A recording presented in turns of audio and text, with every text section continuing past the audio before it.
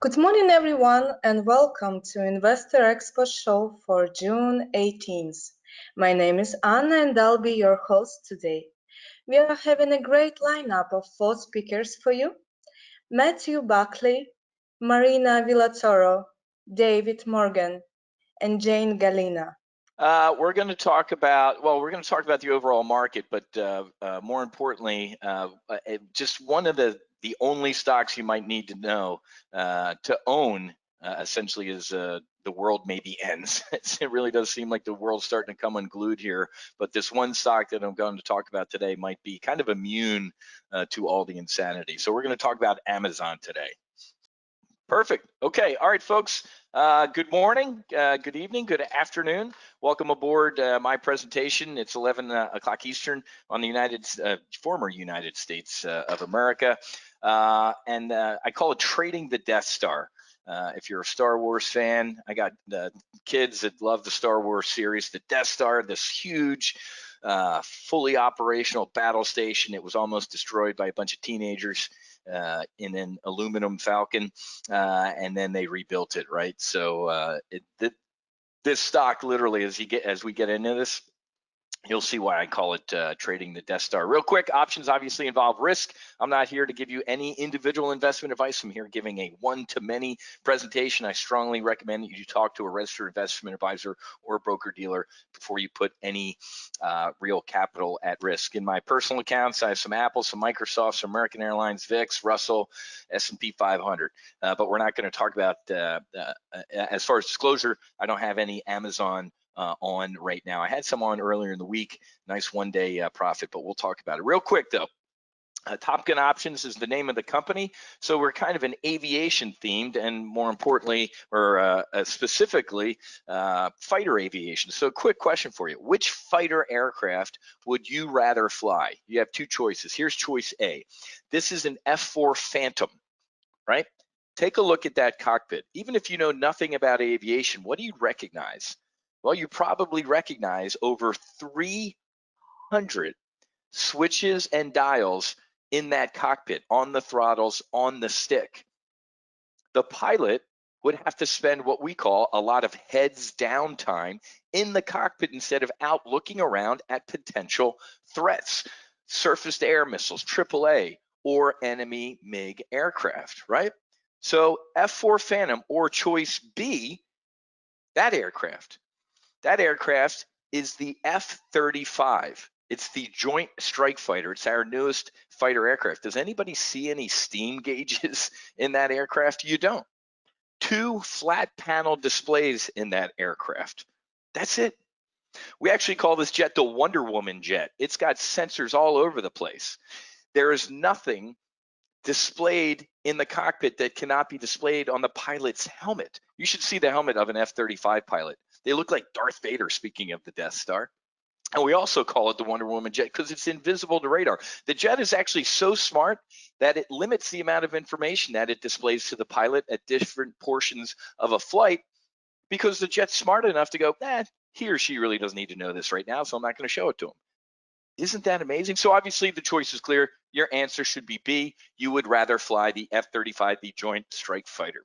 No distractions. Silence your electronic nicotine. Give me 45 minutes, and I'm going to tell you everything we need to do. This is called a brief. It's not called a long, so let's get airborne.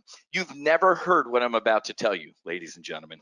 I guarantee you. So at the end of this brief, I'm going to give you an up-to-date intelligence update as to what's going on. There's a lot going on. Unless you've been, I read a story. My wife and my son just got back from Vermont. He goes to school up in Vermont, to college, and I saw a story up in Vermont that some guy was on a 75-day meditation retreat. There's like some meditation, school up in Vermont. He's been gone for 75 days. Before he went in, there was no the guy come out literally on Twitter. He's like, hey, somebody bring me up to date as to what's going on in the world. And people are like, stand by, dude. So I'm going to give you a quick up-to-date intelligence brief, show you the only stock you need to own and why that's probably shocking to a lot of you, and I probably lost some of you right there. Hang out. And a good substitute to trade if this stock might be a little pricey for you.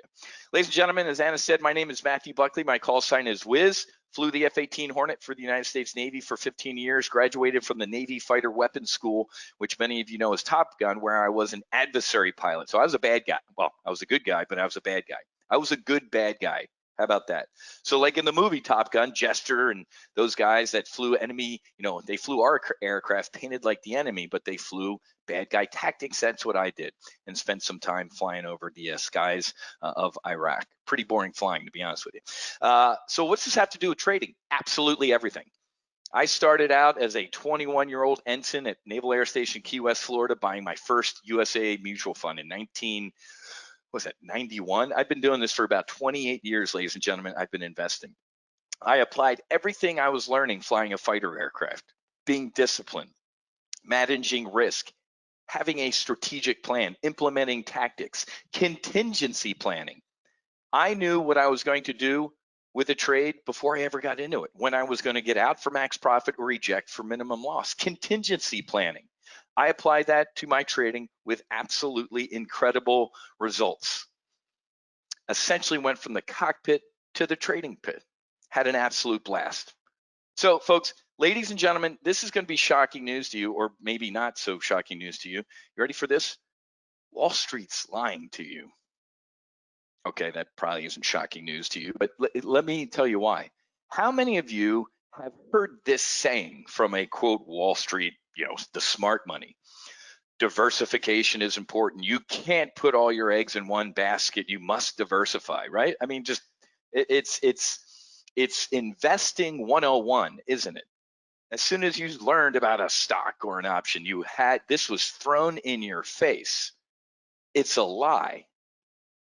Diversification is stupid. Now, I know some of you just kind of rolled inverted mentally and said, what? You heard me. Diversification is for people who don't know what they're doing. If you know what you're doing, why would you diversify? That's the answer, ladies and gentlemen. The only reason Wall Street, since day one of your investing career, of your investing journey, has told you to diversify is because of that. Commissions. I was going through my garage like a month ago, cleaning out. So I still have like my original trades from USAA, right? I think I paid like $250 in commissions for a single. I think the trade was $250, and that's what they charged me. Ladies and gentlemen, you've seen the movie Wolf of Wall Street or Boiler Room or the movie Wall Street, right? You've seen this. It's called churn. All right, guys, we got a new stock to push. Pick up the phone and churn. You hear this word, churn. Churn their accounts. We need commissions. It's a disgrace. It's disgusting. It's Wall Street. It's also a lie. You don't need to be. Look at this guy. If you don't believe me, diversification is a protection against ignorance. He said it nicer than I did. I said diversification is for stupid people. It makes very little sense for those who know what they're doing. Hopefully there's a little light bulb going on in your head right now. It's a fact. I've been there. I've been on Wall Street. Payment for order flow, commissions. Whenever you use the term broker, ladies and gentlemen, I don't care if it's a real estate, yacht, or securities broker. Broker equals commission, pay, money. You do not need to diversify. The only stock you need to own for the rest of your existence as a carbon-breathing mammal is Amazon. Period. Why? Well, how about a picture? A picture's worth 1,000 words. That is the annual revenue growth. No other company in the history of man has performed like Amazon. Now, before I start any mission, I brief the threats. What are the risks to trading just one name? Well, let's get into it, man. Let's look at the threats. Anybody heard of Lehman Brothers? Bear Stearns? Everybody knows Jim Cramer, right? He pounded on the desk one afternoon at the height of the financial crisis. He looked like Khrushchev at the UN with his shoe off. Bear Stearns is a steal at $70. You're an idiot if you don't buy Bear Stearns. 2 days later, it was at $0. Good call, Jim. What about pets.com? What about Enron? Ladies and gentlemen, I could probably sit here for my entire time and go through the number of stocks, the graveyard of stocks that have gone to $0. There's a lot of them. But after doing this for 28 years, I can tell you they all have a common trait or characteristic. Folks, they didn't own anything. Enron, a middleman of electricity. Hell, they didn't even own the building they were in. Pets.com, a stinky sock and a domain name. Bear Stearns, Lehman Brothers, what did they own?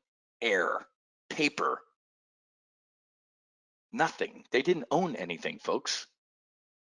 So the difference between all these examples and Amazon is what? Amazon owns everything. 6, 7 years, I used to fly for FedEx. I flew for FedEx for 10 months, hated it. Could not stand flying from midnight to 8 in the morning and trying to sleep during the day. And I was young. I was like in my early 30s. No thanks. Anyway, whenever it was, a buddy of mine in corporate at FedEx called me. He's like, dude, I just heard it from a buddy of mine at wherever, GE aircraft leasing or whatever, Amazon just leased 5 airplanes. I'm like, he's going to do it. He's going to build his own postal FedEx UPS. He's going to use you all until what happened? Amazon Air. The guy's in everything, folks. Amazon Web Services. My God, the Amazon Web Services is Microsoft. They're in they're in foods. They're in health insurance. How about Amazon Pharma? Amazon Pharmacy's coming, ladies and gentlemen. This is it. They own stuff. You ever see an Amazon fulfillment center? My God, they're bigger than aircraft carriers. So Amazon owns stuff. These stocks didn't. This dude, hey, about a year and a half ago, 2 years ago, Donald Trump woke up, or he didn't go to bed and just grabbed his phone at 4 in the morning and started ripping Amazon to shreds. Jeff Bezos, Washington Post, Amazon sticking it to the post office. They're screwing the post office. Something needs to be done about it. Stock tumbled a little bit. You know what Jeff Bezos did? You know what he said? He didn't say a word. He went about his business, building Amazon Air, sticking it to he didn't do it. Mark Zuckerberg, Tim Cook, all these other, FANG CEOs, whenever Donald Trump throws a bolt of lightning, Jeff Bezos, quiet, professional, ignores it and goes about his business. So yes, this is a potential threat. And recently, folks, the DOJ and the FTC are looking into it, and this and that and blah, blah. At the end of the day, folks, it doesn't matter. Now, I like to tell folks at Top Gun Options I wear 2 suits. I'll tell you how I feel as an American, what's going on, and how my heart is. And then I'm going to tell you how I feel as Gordon Gekko. As Gordon Gekko, first of all, as an American, I'm like, oh my God, Amazon is a monopoly. It's taking over the world. It screws its workers with pay. They're working in shitty conditions with COVID. It's awful. Then I put on my Armani suit and go, I don't care about any of that. It's the Death Star. It prints money. Jeff Bezos has literally said every penny, literally, folks, every penny that Jeff Bezos makes in Amazon, he reinvests. He's like, dividends are for idiots. Why would I give money back to the shareholders? That means I failed. I should have taken that money and done something with it. What a great attitude. So there are some risks to just trading Amazon itself, but let's talk about the benefits. What are the benefits to trading just a single name? Well, guess what, man? You're trading that same name and potentially profit no matter what direction it goes, up, down, or sideways. When you trade options, you technically really don't care which way it goes as long as it goes. You stay focused on the news and events that impact Amazon instead of a ton of stocks and ETFs. You become an expert in Amazon. Reducing time that you spend on other folks. I use this guy as an example every time I give this brief because it happened and it's you probably. My buddy down here in Boca Raton, he's a orthopedic surgeon.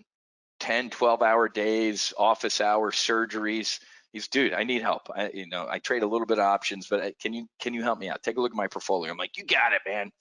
Go take a look at his portfolio sitting in Starbucks. He opens his, I'll never forget this. He opens his laptop, spins it around, 33 positions. I'm glad he's a doctor, because I think I had an angina or so, a mild heart attack. Folks, I'm a pro. He's 33. He started to go through them. Well, I think this is a pot stock. Well, you know what? I actually don't know what that is. But this one, it's down a lot. I forget what it does, but I'm waiting for it to come back to get out. I'm like, dude, stop talking. You're done. Enough. 33 positions. If you have more than 7 to 10 and you're not doing this for 12 hours a day, you're a failure. Folks, I have a buddy who's a market maker in Apple. He doesn't know that a stock market exists. He doesn't know what the VIX is. He doesn't know what Tesla. He is Apple. He eats it, breathes it, sleeps in it, lives it. I'm not joking. He's like, dude, the stock market, all I care about is Apple. So, would you rather be this or this? We already answered this, didn't we? So ask yourself a question. I guarantee you, a ton of people in this room, I guarantee you, a lot of you have portfolios that look like this. I don't even know what that instrument is, right? So now, if you're still sitting here going, this is awesome. I would love to simplify my trading, simplify my life. I appreciate this, Wiz. But since day one in investment 101, I've been told I must diversify. Then diversify, and this is the name you use instead. XLY. XLY is the consumer discretionary ETF. It's an ETF. You want diversification? Fire. There's your diversification. Look at the number one holding of the XLY. It's Amazon, folks. 26%-ish of this ETF is Amazon stock. You want diversification? Amazon, Home Depot, McDonald's, Nike, Starbucks, Lowe's, Booking, TJX, RJ, GM. Hello, diversification. And it's, what's XLY? XLY is what, 120 something dollar ETF, whatever it is. Amazon's a $2,500 stock or whatever. It'll be at, you ready for this? By the end of the year, by my birthday, subtle plug, Amazon will be a $3,000 stock, period. So that's our diversification right there, in case you're still sitting there going, we have to diversify. Done it. I did it for you. So how do we target Amazon and XLY for max profit? Well, folks, step one, we establish what I call a base position. What's a base position? We can hop in that joint strike fighter and fly out into the future and actually get bullish on Amazon. I will show you how to establish what we call synthetic stock. You're essentially long Amazon stock, but you're not mortgaging the wife, the kids, and the house to buy Amazon stock. You're using options. It's a hell of a lot cheaper and less risk. Or a tactic called a long call diagonal. Look at in parentheses after both of those tactics, protective puts. I never jumped into an F-18 Hornet without an ejection seat. We always look to have protection on. Then what do we do after we have a base position? We trade the front months. What are the front months? You're sitting in it, folks, June, July, August. So we can have a base position out into the future and trade the hell out of the front month. So technically, when you think about it, all right, Wiz, I hopped in my jet, went out to December because of a Santa Claus rally, and I'm long bullish on Amazon. And I'm trading the front months. I got a bull put spread and, maybe an iron con. There's 3 trades right there, folks, right? All in the same name. It's not 33 positions, right? So here's what we're going to do. Let's go take a look at, let me pull up my brokerage screen. Here we go. So first thing that I'm going to do, let's pull up Amazon and take a look at the chart. Let me put my flight suit on and go American. This COVID, it's been an absolute disgrace. We have lost 388 jobs for every one COVID death. A death is horrific. I've been to more memorial services in a uniform than I care to tell you about. I get it. I lost a sister to a drunk driver. Life is sacred. But folks, it destroyed our economy. We went from all-time stock market highs to literally going, we're driving down Interstate 95 doing 120 and we threw the car into reverse. This has been a train wreck for everybody, but who? Amazon.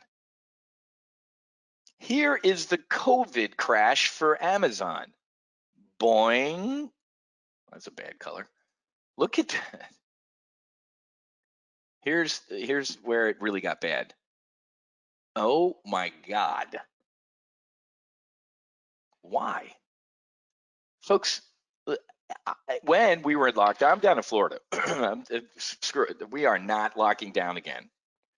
It's an election year, so of course there'll be a second wave in the fall and race riots and everything like that. So, but look at this chart. As Gordon Gekko, I will tell you, the COVID crash was without a doubt the best thing that ever happened to Amazon. It sounds horrible. It is, but it's Gordon Gekko time. Small businesses, medium-sized businesses destroyed. During this lockdown, everything that I bought was on Amazon. Hell, they deliver groceries, man. They're going to deliver your medicine. You will not need to do anything else the rest of your life except through Amazon. Look at the stock. I told you it'll be $3,000 by Christmas. Easily. I saw a meme the other day on Instagram that I kind of agree with. Okay, now that we're kind of opening up the country, can we close Amazon, Costco, and Target for 2 to 3 months and let small businesses try and come back? Folks, there are people, the hardware store, they're done. Small businesses were destroyed by this Death Star. So Alderaan, right, the Death Star. But the COVID crash was without a doubt one of the best things ever to happen to Amazon. Okay. Now, I'm going to do a little shock you as well. Here's how we did. Look at this week. Solo Amazon. So this is our member page here at Top Gun Options. Look at our live trade brief on Monday. On Monday, we did what is called a bull put spread that expires tomorrow. The 2510, 2505 bull put spread. That was risking $5,500 to potentially make $2,000. Anybody know what? Look at this. Amazon's up to 2651. There's my Monday brief. There's where we are today. That trade is expired for max, will expire tomorrow for max profit of $2,000 in a week. Not even a week. Our solo Amazon briefs are every Monday afternoon at 2 o'clock. Let's take a look at the week before that. June, we've been printing money in our solo Amazon service. Let's take a look at the trade the week before that. I mean, this is, I hate hearing guys like me talk about shooting fish in a barrel. We've been shooting fish in a barrel in Amazon the week before. Look at this one. This is a July 10. This expires July 10th, the 2425, 2420. This thing is up to $3,800 today. I just looked at it a little while ago. $3,800 in a week and a half. Bull put spread out to July 10th. I could sit here and show you, but this is, again, men lie, numbers don't. These are all, this is the member page. These are all the trades that we've done.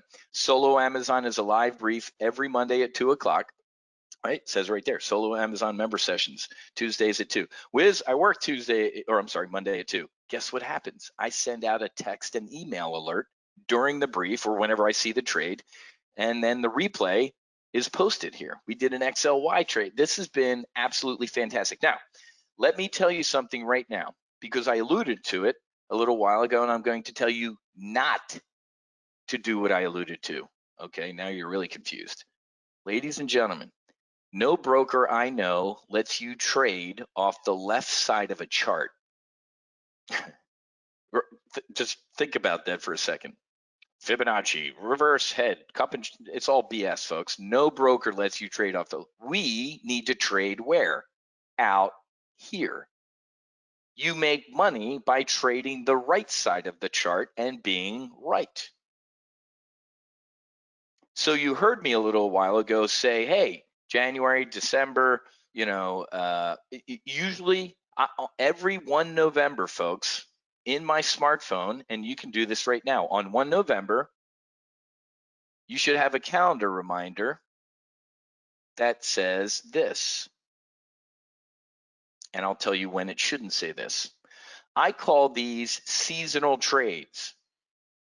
Every end of October, middle of October to November, I put on long positions in Amazon, XLY, which we just covered, Visa, and XRT. These are what I call seasonal trades. If you back tested this tactic, you'd be a kabillionaire. What happens every November? One day we sit down and break bread with our family and our friends, and the next day we beat the hell out of each other to save $10 on a flat screen TV. And then in December we get this. In the January we get that, and then after earnings come out in January that Christmas was fantastic, we usually get a little February kind of craziness. Look familiar? November, December, a little January pullback, February insanity. It's a fact. It happens. It's the Santa Claus rally, whatever you want to call it. Now, do not do that this year or yet. Why? Folks, it's only June. We've had impeachment, we've had coronavirus, we skipped murder hornets, now we're in race riots. Ladies and gentlemen, this is an election year. Between now and November, election day, it's going to be horrible. I'm going to give you an acronym right now. DRINC. Write that down. This is going to happen. I nail this stuff, folks. Trust me. I was one of the few financial professionals to not only predict a Trump victory, but a market rally. Citigroup up until election night. Hillary Clinton wins by double digits, and God forbid Trump wins, the market will implode, we'll be in a bear market. I'm like, so all of the smart money on Wall Street was wrong. But here's the acronym, folks. This is why I'm not doing seasonal trades out here. There's a wall right here. What's going to happen between me talking to you and the election? Democrats, Russia, Iran, North Korea, China. Either all of them in concert or all of them individually will do something. You ever hear the term October surprise? It's a term for a reason, because it happens. There will be several October surprises. Hell, there's going to be a July 4th surprise. North Korea, which we haven't heard from in a good 6 to 8 months, blew up essentially their embassy, their de facto embassy. They blew it up. It was the place where they met with their South Korean counterparts a couple years ago. They opened it in fanfare. His sister blew it up the other day. She says they're moving troops into the DMZ. Why? July 3rd, ladies and gentlemen, they did this on purpose.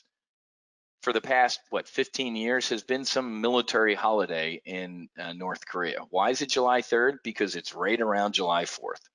It seems like every time I'm trying to enjoy my 4th of July holiday with the wife and kids, I'm looking at my phone because I have my hedges on. I'm telling you, and one of the advantages of being a Top Gun Options member is I got a very big network.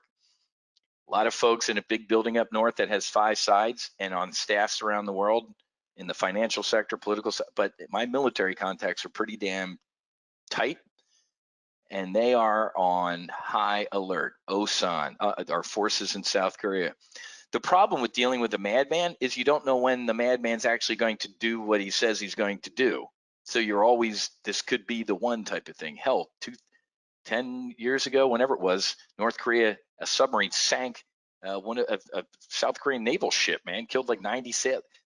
This is, what am I rambling about? What I'm rambling about, folks, is though, even though I am long-term bullish on Amazon, and even though Amazon has kind of ignored craziness, I don't think it will be immune to what's going to happen in the fall. So tactically, I'm going to teach you how to trade short term, like we did Monday afternoon. We put on a bull put spread that's up 93% as of today. It's up about $1,500 since Monday. So we're going to trade tactically here, but I'm going to hold off on the base positions. But I am going to leave you with this. Even though it's the service I'm going to tell you about, it's called Solo Amazon. Please, please, please know that out to October-ish, you need to be hedged. You need to be buying puts on the S&P 5 disaster. Folks, get them while they're hot. Get them while they're cheap. When, I didn't say if, when one of the DRINCs does something big, the market's going to implode. I guarantee it. I know people very high in the Trump campaign who are already planning how to defend against all of those. The U.S. Attorney, Durham, is going to throw handcuffs on Brennan, Clapper, Comey, Strozik, Page, and surprisingly, it'll be right in front of the election. A storm is coming. And this is coming from me, folks, who could not have I nailed this to the day, this to within 2 days, and I got this wrong by about a week. This is when the Fed came in after that one weekly jobless, really bad jobless report and said, that's it, we're just buying everything. And we haven't looked back. I've beaten the smart money on the way up here and beaten the smart money on the way down here. Remember the smart money on the way down? Oh, I'd buy here. Oh, I'd nibble here. I'm definitely a buyer here. They lied. They were broke here and just misery loves company. I told you not to buy here. Actually, I did. I told you to buy puts. We made millionaires on this implosion. It was the easiest money we've ever made in our lives. This was more blue collar. But even though this is called Solo Amazon, folks, I wanted to share with you that there is a wall out here in October. If you don't think, I mean, folks, so for the past couple of weeks, it was okay for tens of thousands of people to run around and riot, right? So right before these riots, we were throwing business owners in jail for daring to want to work and eat their kids. This next week, we were letting people burn down that business. Now we're going back to, COVID 2.0, everybody needs to go into lockdown again. No, you don't want to go out, hide under your desk with your mask on. Enough. The survivability is 99.91 whatever. We're not going to lock down our economy again for a sickness that has that survivability rate, but you see it coming. Folks, Iran. Does everybody remember back here? Donald Trump's going to start World War III with Iran. The dude actually took an off ramp. He's like, nah, we're not going to do that. Well, he should have started World War III. Okay, which side are you on? All Iran has to do, folks, is lob a couple missiles into some of our forces in Iraq, and now we're in it with Iran again. Yeah, I'll write it again. DRINC. Drink. In September or October, folks, October is the second most volatile month in the market. February is the first most volatile. Why? Santa Claus rally, earnings, and let's kind of take some profits. Every February, folks, there's usually a seasonal pullback. Plus, it's February. Football's over. Valentine's Day sucks. It's dark. It's miserable. October is the second most volatile. And now that it's an election year where we're tearing this country apart at the seams, you must be hedged. You must be prepared to get long volatility. This pullback right here is going to look pleasant as to what I think these acronyms are going to do in September and October. So I'll teach you how to trade the hell out of this. As Gordon Gekko, I don't care which way the market goes. And to be honest with you, I hope it implodes because it makes it even more fun for options traders. As Lieutenant Buckley in my flight suit, I do not want this to happen. I love using this term at Top Gun Options. I want to be wrong. I love saying when I'm wrong, because those times when I make these predictions when I'm right, I'm not spiking the football, man, because it's bad. But it's only bad if you didn't listen and you didn't get hedged and you're not printing money. For us, it's usually fantastically good. Okay, so I know it's supposed to be solo talking about Amazon and our newest service here, but at the end of the day, man, I like to say I'm like old Red sitting on my front porch whittling a stick. When my knees are starting aching, a tornado's coming. Well, I'm telling you right now, folks, my knees are aching, my neck hurts, my arms, I got full body ache. Don't get me wrong. This is a hold your nose rally right now. We're printing money. We had a fantastic week here at Top Gun Options. Not one losing trade. But when I tell you after 28 years of doing this that something's a coming, sit up in your chair and listen to me. But this is a good solo. Amazon is a good way to kind of get your foot in the door, so to speak, as to what we do here at Top Gun Options. It's our entry level live trading service called Solo Amazon because that's all we trade. Our other live trade brief, I just got done a weekly options debrief at 10 o'clock this morning. We do Monday through Thursday, all sorts of stuff. They are $167 a month by themselves.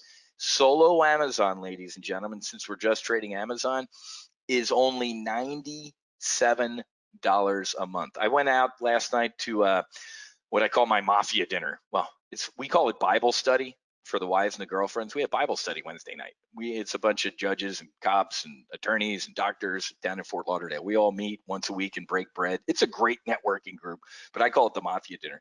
Last night, I bought a bottle of wine for me and a buddy. It was $120, man. This is less than a nice bottle of wine, $97 a month. Here's where you need to go. TopGunOptions.com/solo-Amazon-monthly, and Anna just put it there in the chat box, so you can go over there, click there right now. $97 a month. We are doing fantastic. Our Amazon is up triple digit. What's that? 108 grand. We took a couple hits in XLY because remember, it's not all Amazon. 26% of it. I think when the COVID crash happened, some of the names in the XLY got hammered a little bit, so I had some losing trades in XLY. I love showing this slide because it shows you that losses happen. You listen to anybody who wants to train you financially to do something and they never mention a loss, or they tell you they've never had any losses, run as fast as you can. They're a liar. That's physically impossible. Okay. Can attend, Wiz. Hey, every Monday at 2 o'clock, I'm on my Zoom meeting. Well, guess what? 80% of our folks work.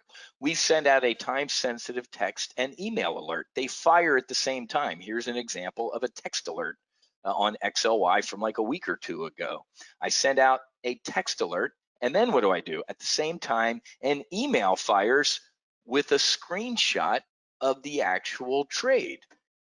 I'm selling this leg, I'm buying this leg, these many contracts, this expiration at this price. Here's the potential risk, here's the potential reward. And this one actually hit a max profit. We were risking $5,000 to potentially make 3. Okay, and remember, if you're sitting there going, holy crap, I don't want to risk $5,000 in a trade. Okay, well, $5,000 in this example is based on what? 80 contracts. Man, I only want to risk 2,500. Then you do 40. I'm rich. I want to risk 10. Well, then you do 160. I can't tell you what to do, folks. You're getting the eavesdrop on what I am doing. You can't. You got to do that on your end. I can't tell you what to do. And then after about, I don't know, it takes about 30 minutes for me to render the recording from the brief. I post the replay on the page. So after the kids go to bed or after dinner, or I don't know, whenever you get a chance, watch the replay live. So you don't have to attend live. You'll still get the trades and you get access to the replay. Here's what I'm going to do today. Since I love the Investors Expo stuff, I'm going to throw in our manuals. This is flight school, folks. Primary, intermediate, advanced. This workbook, hey man, this is a put, this is a call. This is the options market. Intermediate, okay, these are covered calls or spreads, and advanced is a little bit more straddles, strangles, stuff like that, iron condors. If you're a political science major like me, I'll speak slowly, or you're from New Jersey or a knuckle dragging fighter pilot. If you went to my website right now to buy these manuals individually, you'd spend $197. You ready for this? It's only $97 for the service. Exactly. Now I'm seeing lights come on. So keep that $100. You actually just made $100, folks. These manuals are fantastic. I read these every once in a while. I reread them. So it's $97 for a month, and you're getting $197 worth of manuals. So you get access to the solo brief every Monday, 2 p.m. I recommend as soon as you get your membership right now, after the other speakers are done for the day, go watch Monday's live trade brief. Go see the trade we put on Monday.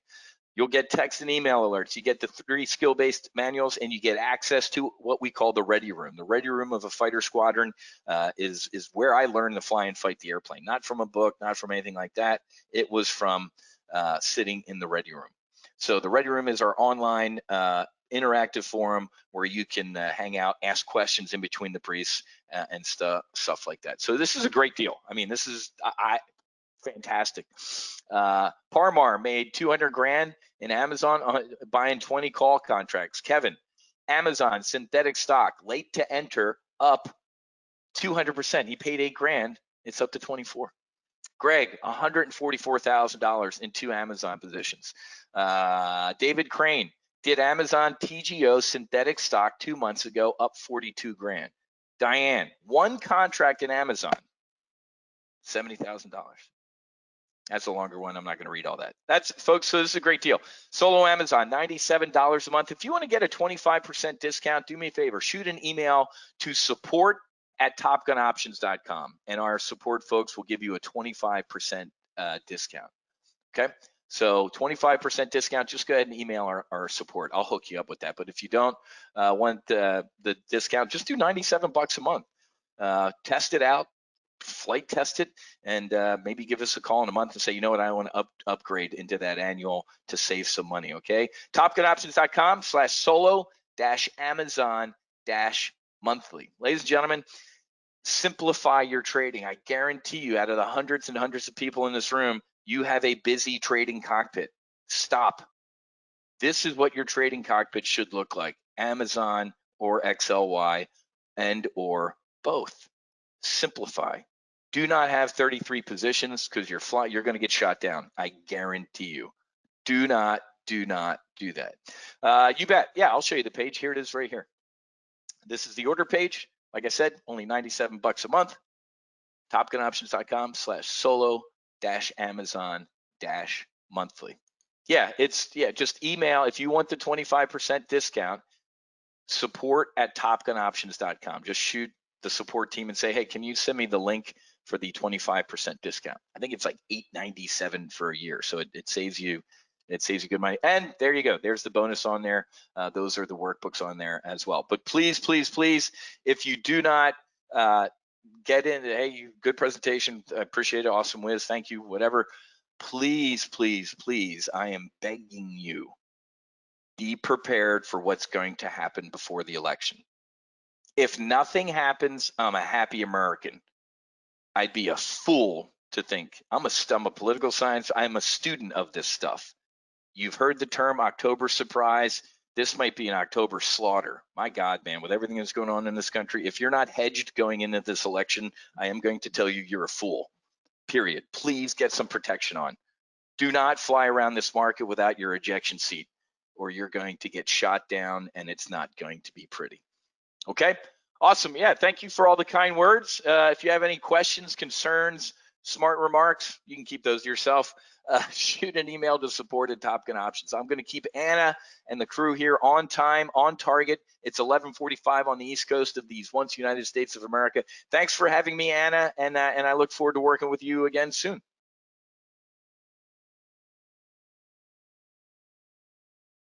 Okay, there we go. Hi, everybody. Thanks so much for being here.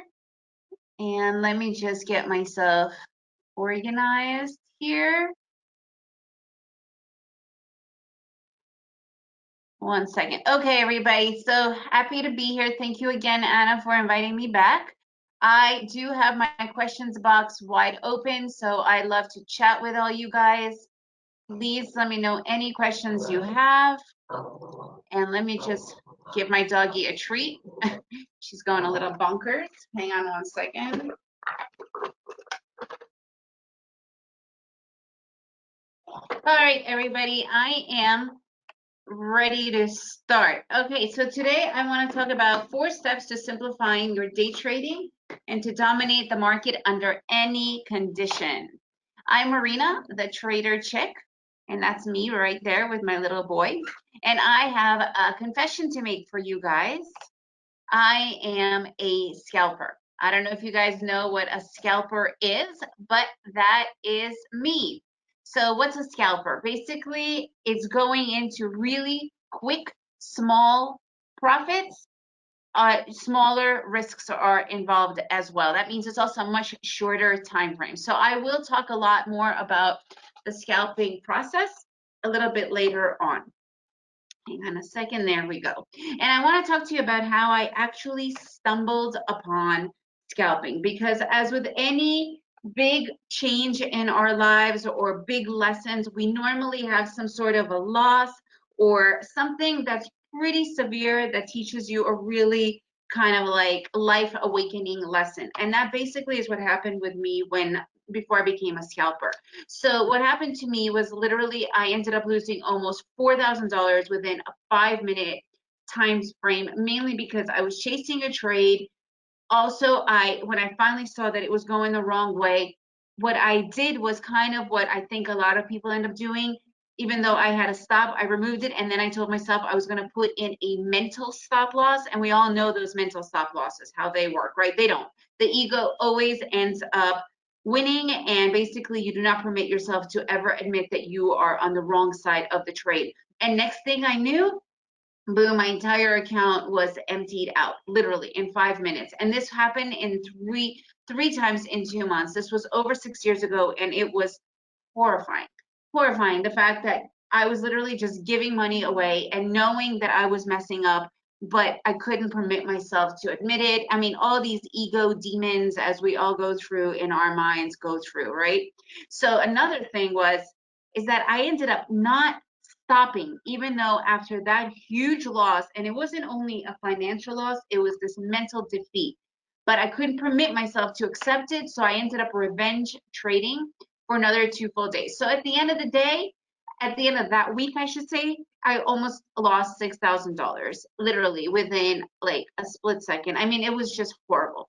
And it was probably one of my lowest points, because at this point I had been really just trying to learn to trade and trying to trade for 2 years. I've been putting my time in it. I've been with all these different academies and schools and one-on-ones. I mean, I spent over $20,000 on my education. I was desperate. And here I go again, losing all my money because I never fully grasped the concept of trading. I was constantly trying to follow somebody else's strategy, somebody else's trade setups. I wasn't understanding what was happening. And this is what happened. I ended up losing, and I ended up losing really big. And what happened was I literally totally had a complete and total breakdown, meltdown, whatever you want to call it. And I'll never forget that I was literally laying in my bedroom with my face flat on the ground. My bedroom is where my office is. Flat face on the ground. And my husband came in and he was standing over me and he was like, "What are you doing? Why are you not quitting? Like, this is enough. You've lost enough of our money." But as with all breakdowns, 2 decisions always have to be made, right? What are the 2 decisions? One, you either quit, you finish, in this case, and never trade again. And by the way, he wasn't the only one telling me to do that. I was hearing it from many people. Or the second thing was a breakthrough, right? They always say breakdowns come with breakthroughs.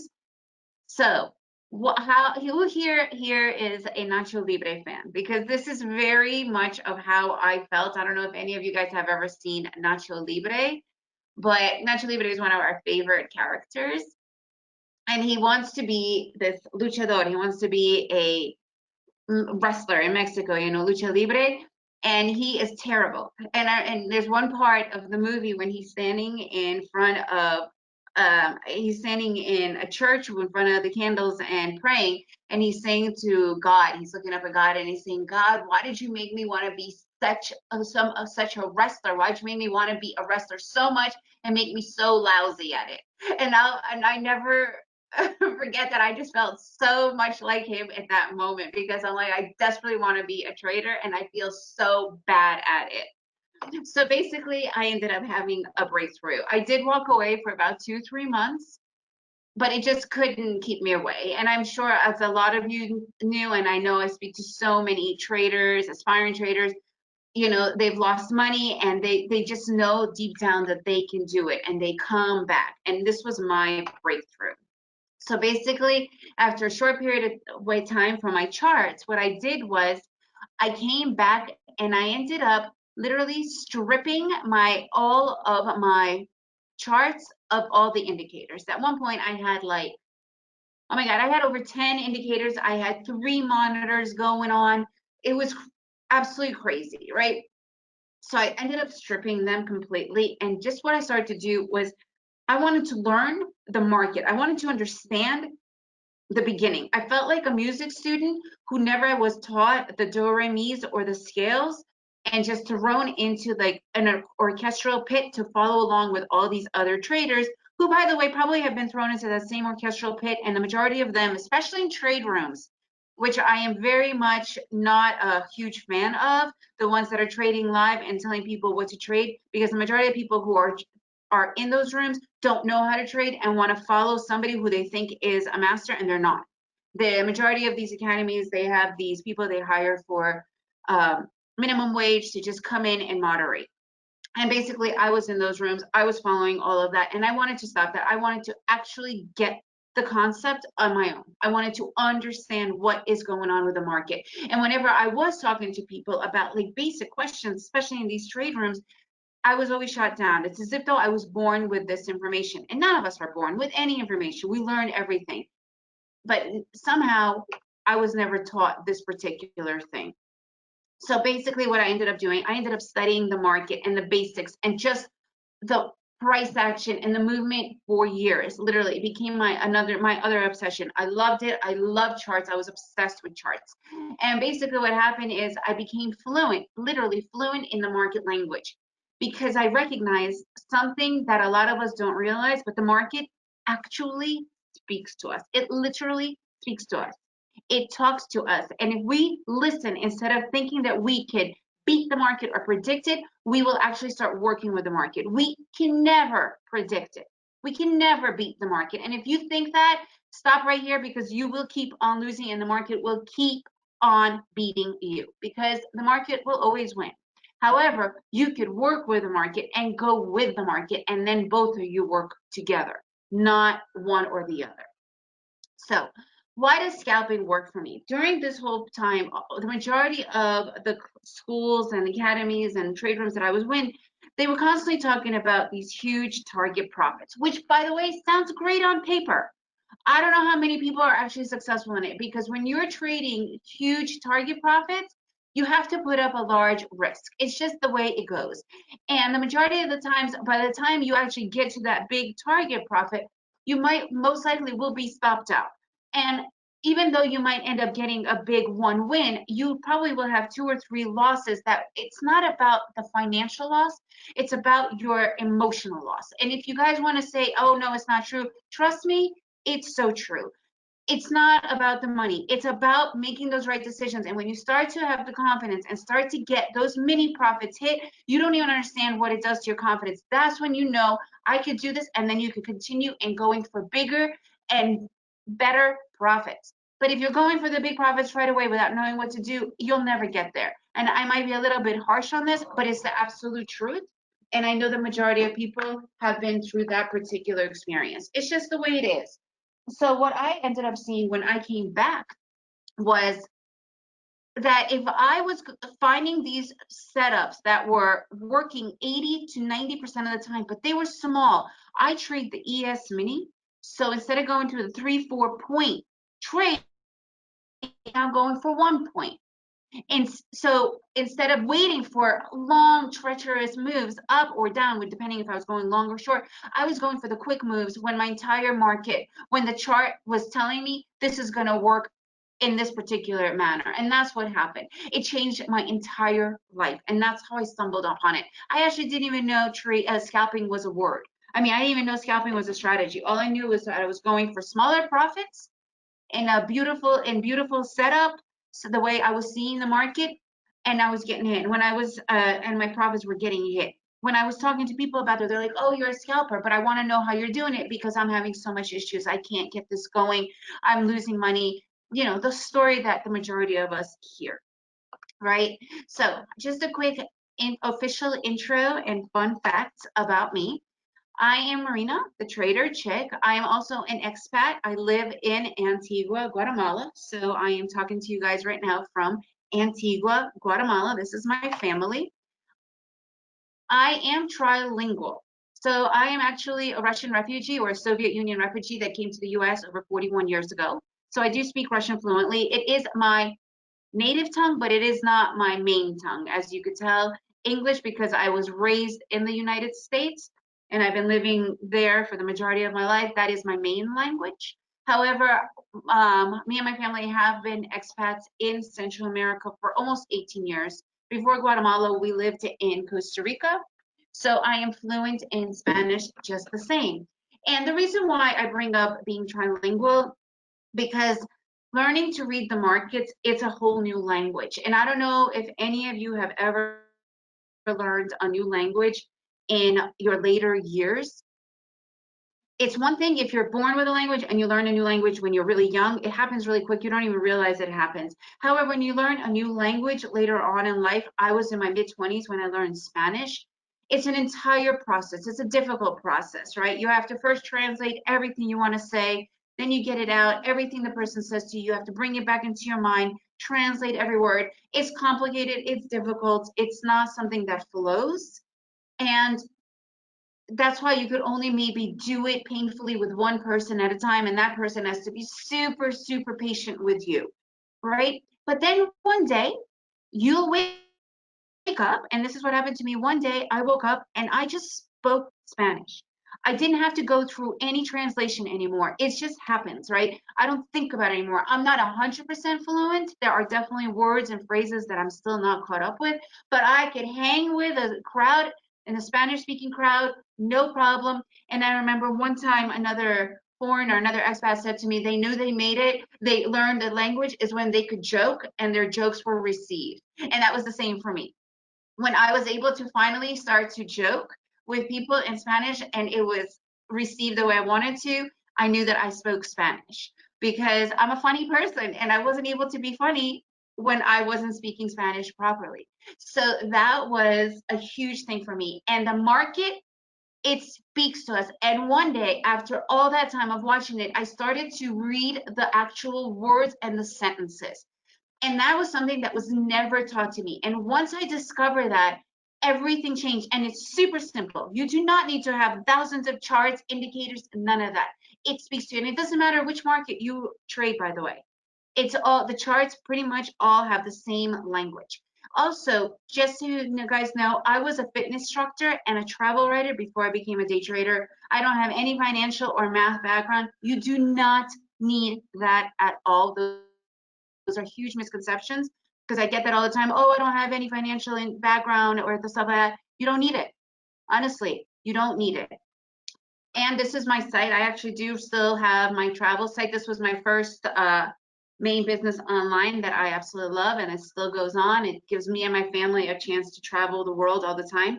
Before COVID, actually, as of right now, me and Anna, the host of today, we're supposed to be meeting in a week in the Ukraine.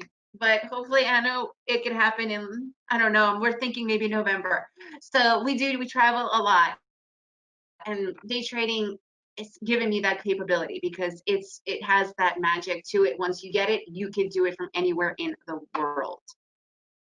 Okay, so I trade the ES minis, and just to give you a quick idea why ES minis are on the futures market, they are traded separately than the stocks. I trade the ES minis, which is the S&P 500. The beauty of why I trade these is because for stocks, you have to have a certain amount of money with your broker, which is $25,000, especially if you want to trade on margin, which I don't recommend anyone trade on margin. That's just kind of loan sharking on the broker's side, but that's a whole other story, right? With E-minis, you can start with $500. I personally recommend $1,000. An average day trader needs to, like a stock trader, has to be in front of their screens researching before they even start trading. Normally 2 to 3 hours to understand what is going on with the different positions they're holding. With the E-minis, it's 100% technicals. You just open up and you study what it's telling you. Another thing with the E-minis is that you don't need to have 3 to 4 different charts and many different indicators. I have my one, and that's been like the biggest thing for me. One chart. I'm going to show it to you in just a couple of seconds. And again, you don't need to do any actual research. So let's begin with what are the basics of day trading. Before I go into everything I'm going to be showing you guys right now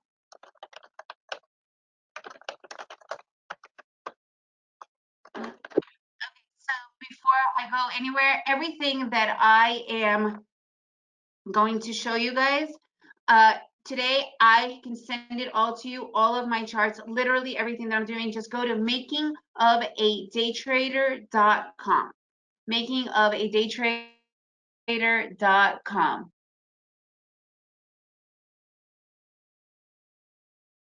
Hi, Jay. Okay, thanks.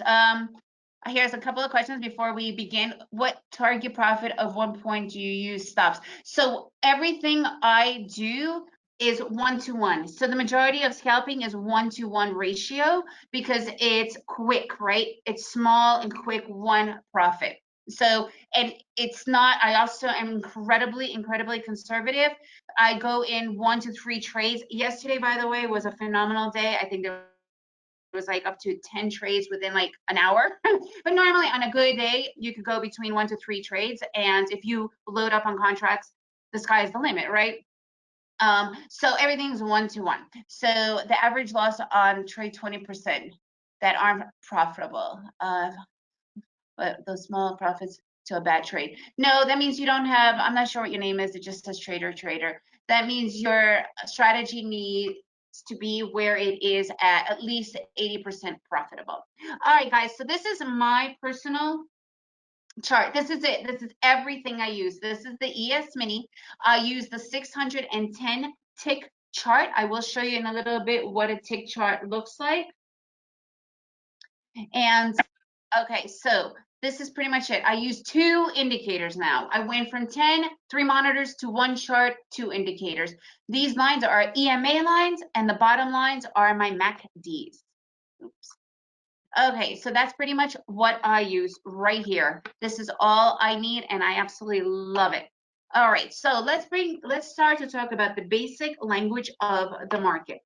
We have the trends, which everybody here, I can guarantee, knows that there are 3 trends going on. It's just how it goes, right? There's the uptrend, there's the downward trend, and then we all logistically and practically know, we understand that there is a sideways trend. We get that. However, what I can also guarantee is that the majority of everybody's losses happen in sideways trends. And that's because trading is a very mental thing, an emotional thing. And when you can learn to read those huge red signs of saying to stay out, it will also help you understand why not to get into certain areas. And the sideways trends, which I personally call the enemy's worst enemy, the trader's worst enemy, is a sideways trend. So this is what a sideways trend looks like. It's known as an exhaustion pattern, indecision area, consolidation area, transition area, whatever you want to call it.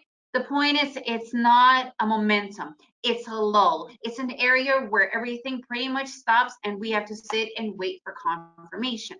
So this is an obvious uptrend. All pivots are going higher than the other. It's called a bull market, going long, whatever you want to call it, right? Or going for a buy.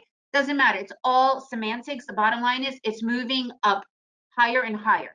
Downward trend, lower and lower. The pivots are going lower, right? We're shorting the market. Day traders make more money on the shorts than on the longs sometimes, so you cannot discount going short, shorting the market, the bear market, whatever you want to call it, right? It's still a momentum of flow going down. Consolidation areas, transition areas, these are the trader's worst enemy.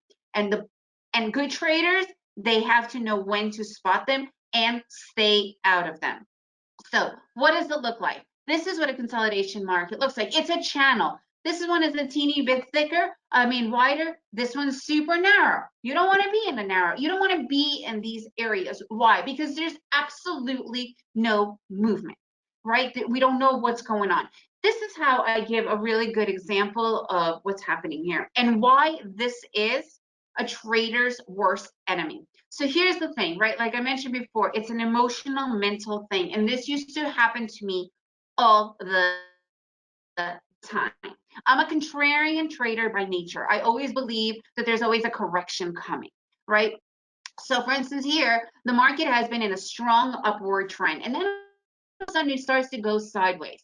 Now, this is when I used to stop looking at the market and reading it and go into my own mental games, my own stories that I would create. Okay, the market's been going up all day. It's got to correct. I'm going for a short. And I know many people who are trend traders, the market's been going up the whole day. It's going to continue going up. I'm going for a long. Neither of those two stories are true. The only story that is true is that there is an indecision area. Us individual traders, retail traders, we don't have any power to move the market. So the only thing we could do is one of the three most important things that traders need to learn and do. One, they have to know when to get in. Two, they have to know when to get out. And three, and the most underutilized and probably the most important one is knowing when to stay out and just sit. Sit and wait it out. Okay, this is when you sit and wait it out, because we have no idea what the market is going to do. Okay, these consolidation areas could be small, and as you can see, it actually tried to break out and go into an upward trend. It failed and continued, but you have to let the market tell you this. And the way we do this, the way we know when these areas are starting to happen and how to really read these markets is through areas. Look, if the market respects areas, we as traders need to respect the market and respect those areas. What are the areas? They are called support and resistance. Support areas, the floor of a market. Resistance area, the ceiling of a market, right? So if your trend is going up and all of a sudden starts to hit that area, do not ignore it. I cannot tell you the amount of people that send me their charts and they don't even draw in these areas. It's kind of like driving in your car and not following the lanes. You're just wherever because you don't have your lanes drawn in. Draw those lanes in. They are critical. The market respects theirs and it revisits it. And do you really want to be in an area, in a position where the market has respected earlier, but you just didn't bother putting in that area? No, that's asking for a loss. The strategy of how you use them, that's a different thing. But if you don't even have them, how can you develop a strategy? This is basic language of the market, and you need to understand it. Resistance areas, it's where the market hits over and over again. Support area, it's the floor of a market. It has a very strong capability of changing that trend. So you cannot say, oh, it's been going down, it's going to continue down. No, it does not have to do that. It could do whatever it wants, but we as traders simply need to respect it. Okay? And that's what all of this looks like. This is that resistance support area, a very ugly, narrow channel. Look at it. There's absolutely no way of knowing where it's going to go. It's just bouncing back and forth. And this is even uglier, totally untradeable. But if you're not drawing these areas in, how are you going to know? How do we recognize these areas when they start to happen? This is my absolute favorite. And this is almost like my religion to almost to a fault. Reversal areas and divergences. This to me is everything. And when I started to really pay attention to it, it literally changed everything for me. Reversal patterns, they are telltale signs. They are the triple tops, the triple bottoms, the double tops, the double bottoms, and coupled with divergence. What is divergence?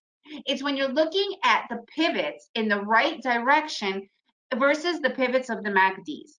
To me, the MACDs are the least lagging indicator that I have worked with, and I've worked with many. It shows you when the market is starting to lose strength. We never want to be in a market that is losing its strength. We always want to be on the right side of the market. This is a triple top. What basically is, it's the beginning of a resistance area, right? It's first a double top, and when I already see my double top, I'm already finished.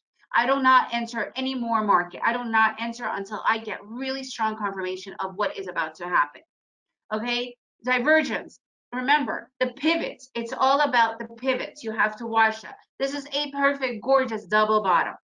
And the chances of this being an indication of change is high. It is not 100% telling you it is going to change, because that's when people go the wrong way and start to create news stories in their head saying, well, there's a double bottom, there's a reversal pattern, it's got to reverse. It doesn't do anything. All you have to do is watch to see what it will do, but you cannot say what it will do. Okay, so that's really, really important. So I want to put this all together. And again, this is literally what I use every single day of my trading. Again, you could get everything at makingofadaytrader.com. Makingofadaytrader.com.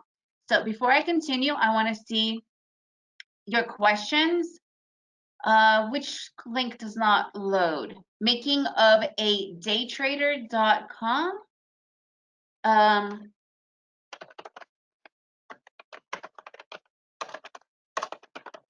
Here you go, guys. Hang on a second.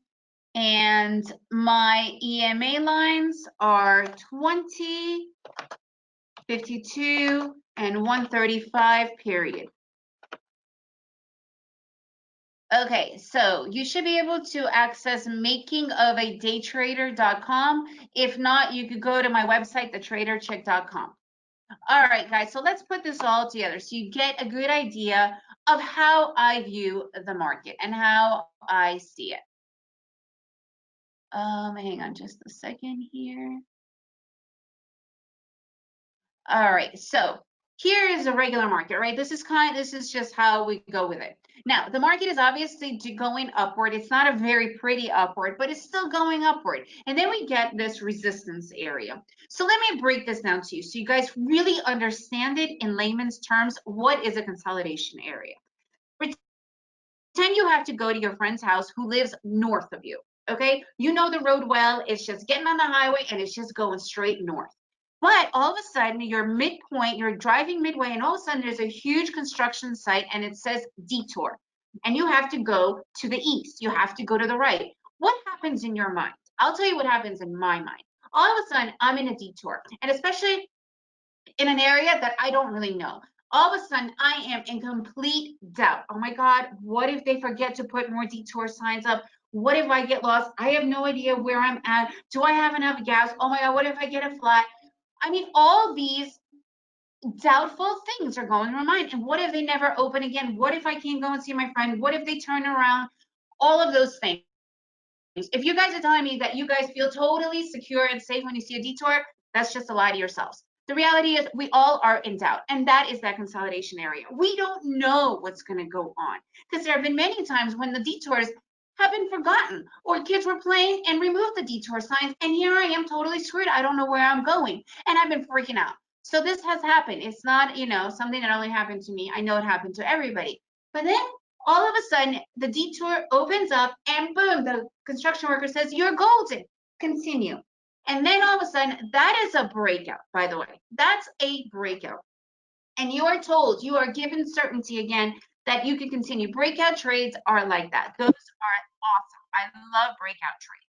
This is what they look like. So that's why, but if you're not in a resistance or a support, this could be done either way, you will not be prepared to take this kind of a trade, right? You will completely overlook something this spectacular, okay?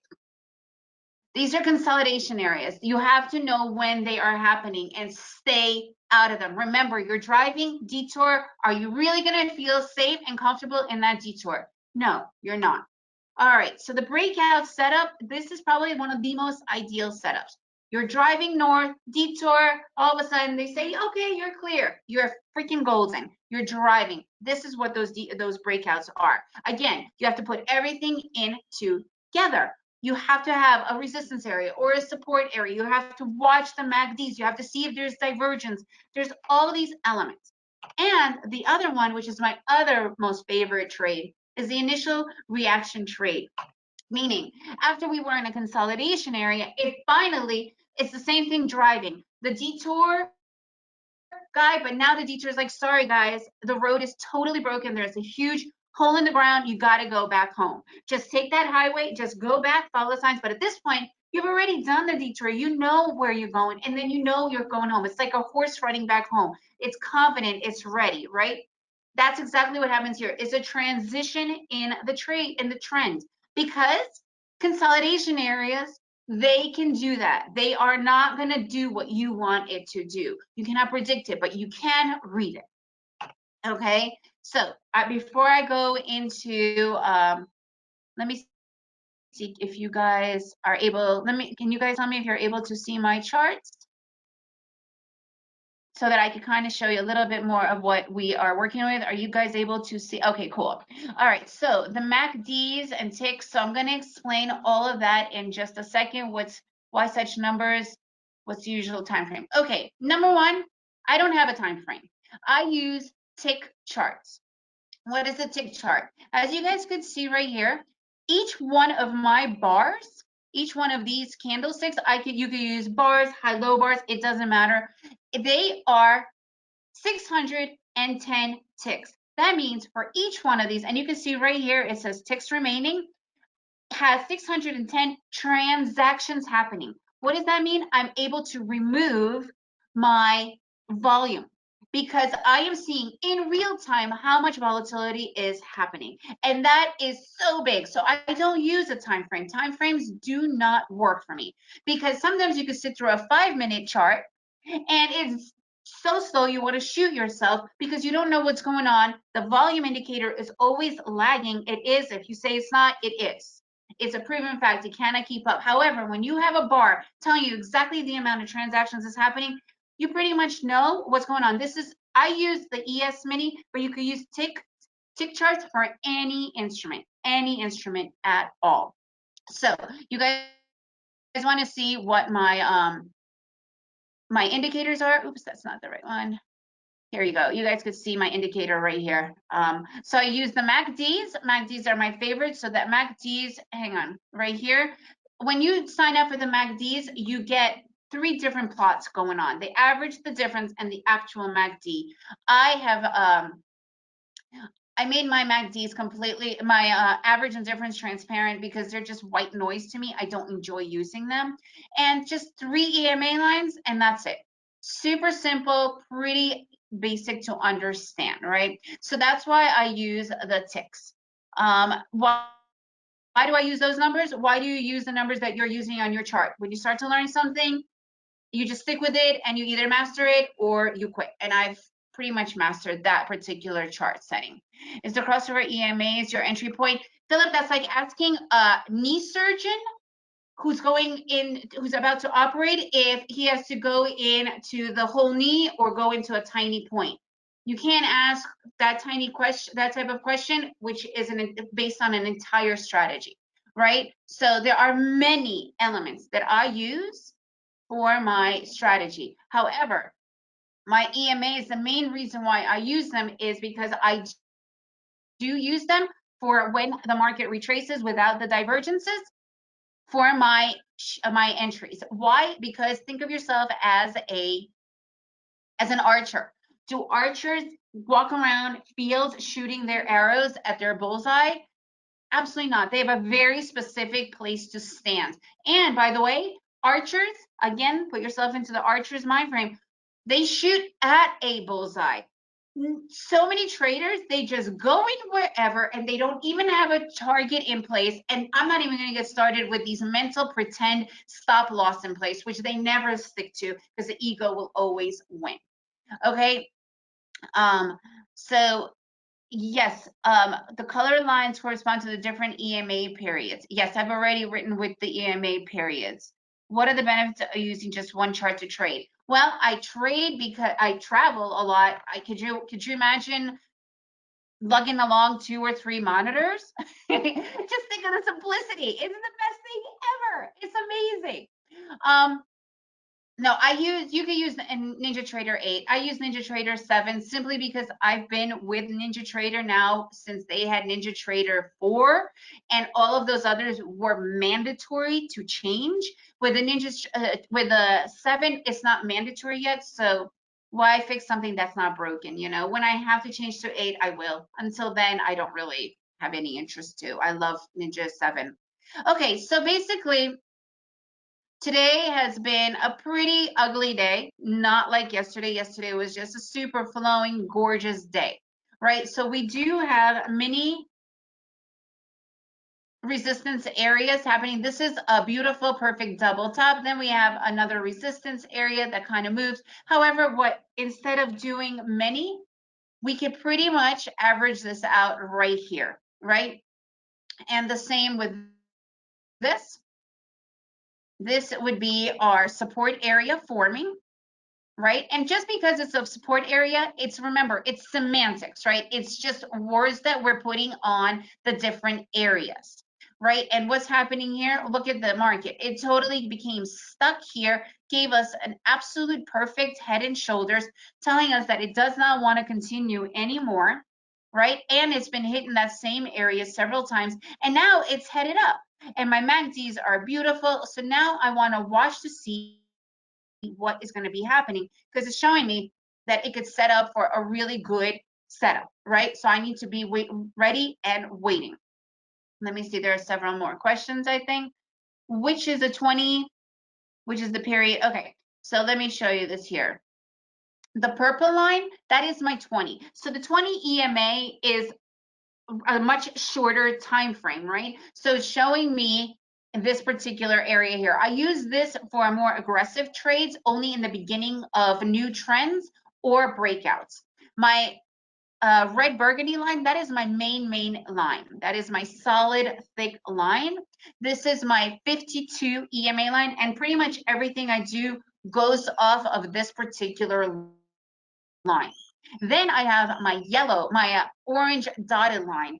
That is my 135 EMA line. It's obviously 2.5 time period of the 610 because it gives me a much wider view. So I use those 3 together. Now, how do I use my MACDs? So the MACDs, like I was saying earlier, to me, I personally find them to be the most indicative and the least lagging trend indicators. So right here we have this huge dotted line. This dotted line, that is your zero line. That is when there's absolutely no energy at all in the market, right? There's zero market. And then all of a sudden it blasts up. Doesn't show that it blasts here. However, it did totally cross over and it totally blasted up. That's showing me that there's a lot of strength going on in the market. So I want to explain to you about trends a little bit, how to see them more in a way that you could conceptualize it in layman terms, right? What is a trend? Imagine yourselves, imagine you guys want to go jogging, right? You put on your running shoes, you put on your clothes, and you get out that door.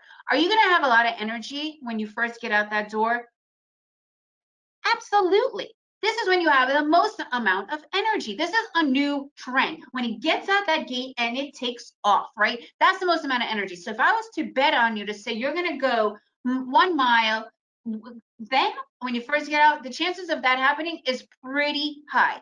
However, after 1 or 2 miles, what happens? You start to get a little tired, thirsty, maybe it's totally sweaty. You're like, I don't know if I want to continue. What is that? That's your consolidation area. That's that indecision area. Do I want to go or not? I'm not sure. Your energy is really low. You do not want to be anywhere near. I personally would never bet on you going either way when you're in that kind of a state of mind, right?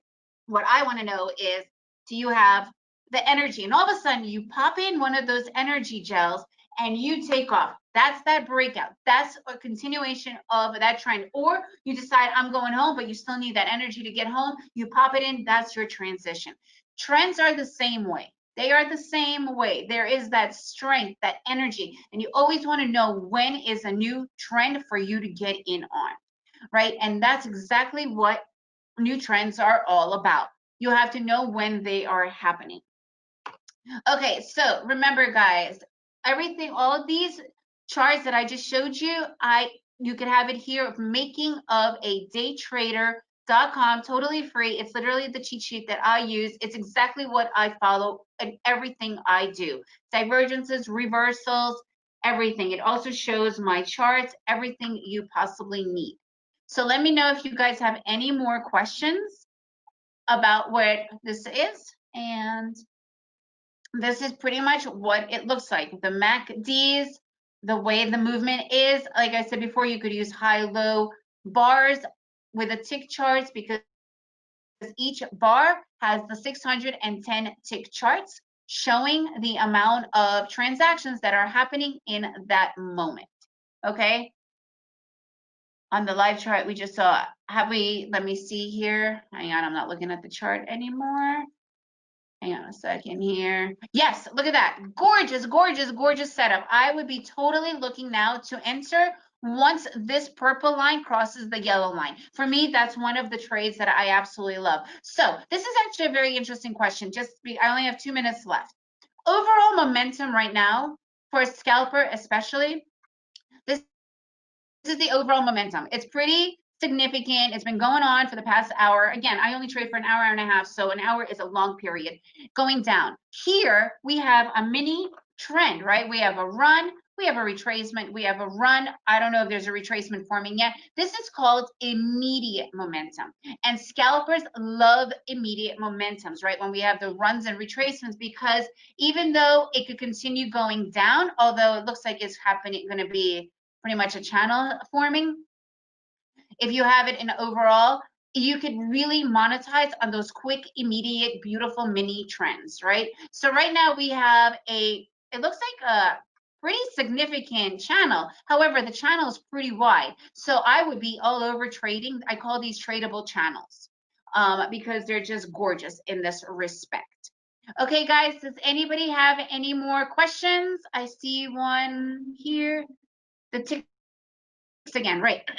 Excuse me. So the ticks are 610 ticks right here. So 6 remaining. Each bar has 610 transactions, people going in and out. Basically, real live, real time, telling you exactly who is in and out of the trades, right? And that's the volatility. That's the volume. Do you want to be sitting in a time frame that isn't moving? Not so much. So that's pretty much what a tick chart is. All right, guys, I'm about to wrap it up. Remember, you can get all of this and you could write to me at thetraderchick.com, but everything could happen right here from makingofadaytrader.com.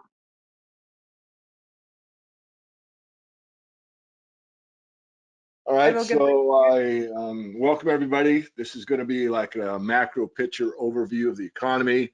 I'll talk a little bit about the precious metals and how they fit into an active investor's portfolio, both on the long-term basis and a short-term basis. So welcome. And whoops, let me get on this side. Okay, there we go. So global outlook. So I'm going to be covering 3 topics. I'm going to be covering basically the stock market, focused primarily on the US stock market, but most stock markets in the world follow pretty much what the US market does, especially if it's in a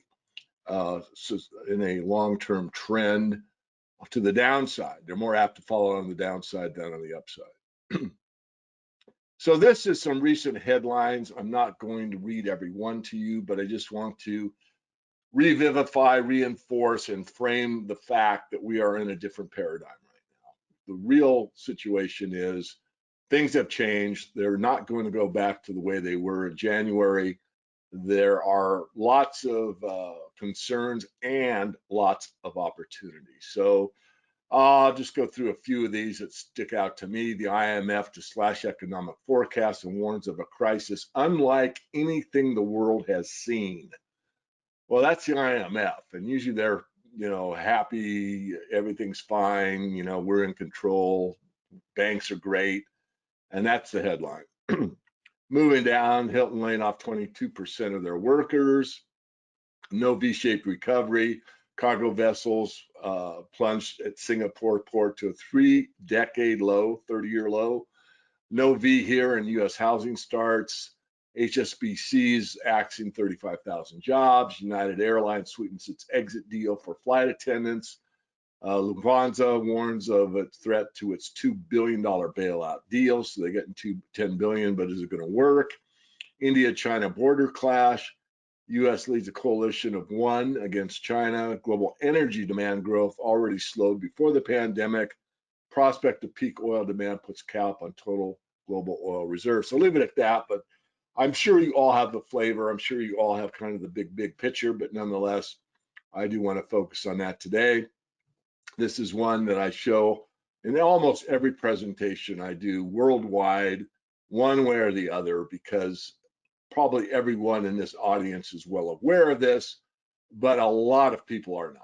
They are caught in the left, right, red, blue paradigm, Republican, Democrat, socialist, democracy, fascism, anarchy, you name it, any stripe really doesn't matter that much. I know there's a ton of focus on it. I know that Sears is inundated with it from morning till the time you go to bed, day after day, week after week, year after year. It's all about who's in charge and what they're going to do for you. And the fact is, it's all kabuki theater. It's almost completely distraction. Not that government doesn't have power, not that government doesn't make some change, but really here is the fact. The fact is how the dominion and control is manipulated from the top down and how the wealth and resources are distributed. So if we start at the bottom, we see us, people, the planet, and all living things. That's the base of the pyramid. That's physical reality. You go up from there and there's government. So I've got pictures of trying to display different types of government, a democracy, a parliamentary procedure, a dictatorship, and maybe I don't know, something else. So that's the lowest thing on the power pyramid, government, lowest after us, the people and living things. Above that, there's the corporatocracy. Corporatocracy is a fancy word of saying fascism. Fascism, as harsh a word as it sounds, is basically government and corporations working together. And that's what it has become. I know I said it on my last update, Anna, but forgive me, I need to say it again. And I'm old enough to say it, and many of you are younger than me. There was a movie called Network way back, I think it was in the 70s even, and one of the star characters in that movie talked about there is no United States, Russia, China, Australia. There's just one big corporate empire. There's Pfizer, there's GE, there's Exxon, there's Bechtel, there's Monsanto. He didn't use those corporations, but I'm using them. He just named off a bunch of multinational conglomerates that are there for their benefit worldwide, and they don't give a rip whether you're a Democrat, a Republican, a socialist, constitutionalist, a free market thinker. They could care less. As Mayor Rothschild said, give me control of the money and I care not who makes the laws. So it could be, again, any stripe you want. And I want you to think about that. You may not agree with me, but if you do some real deep thinking, you'll probably see that the trends don't change regardless of a Republican or a Democrat. It may slow down, it might appear to change, but really the path maintains the same way. So above the corporate global major corporations, these huge conglomerates, are all of your big banks, your what we call money center banks, Citi, Chase, Goldman Sachs, HSBC, Bank Sandar, I can't think of one, I spoke at it too, Chartered, Standard Chartered, so all those type of banks. And then you go up from there and you have your central banks worldwide. You've got your European Central Bank, of course, the Federal Reserve, everybody knows about it, the Bank of England, And then above that are really the big boys that we all know about, the World Bank and the IMF. And then you go above that, and it's the BIS, the Bank for International Settlements. And above that is the all-seeing eye, the financial elite, and that's where it all emanates from. So money is power, dominion and control comes from the top down. And so if you follow this from the top of the pyramid down, it's pretty obvious that through wealth and resources, that governments are controlled. Most of these people are selected, not elected, even though the mainstream press will give you a different scenario. So let's talk about the stock market.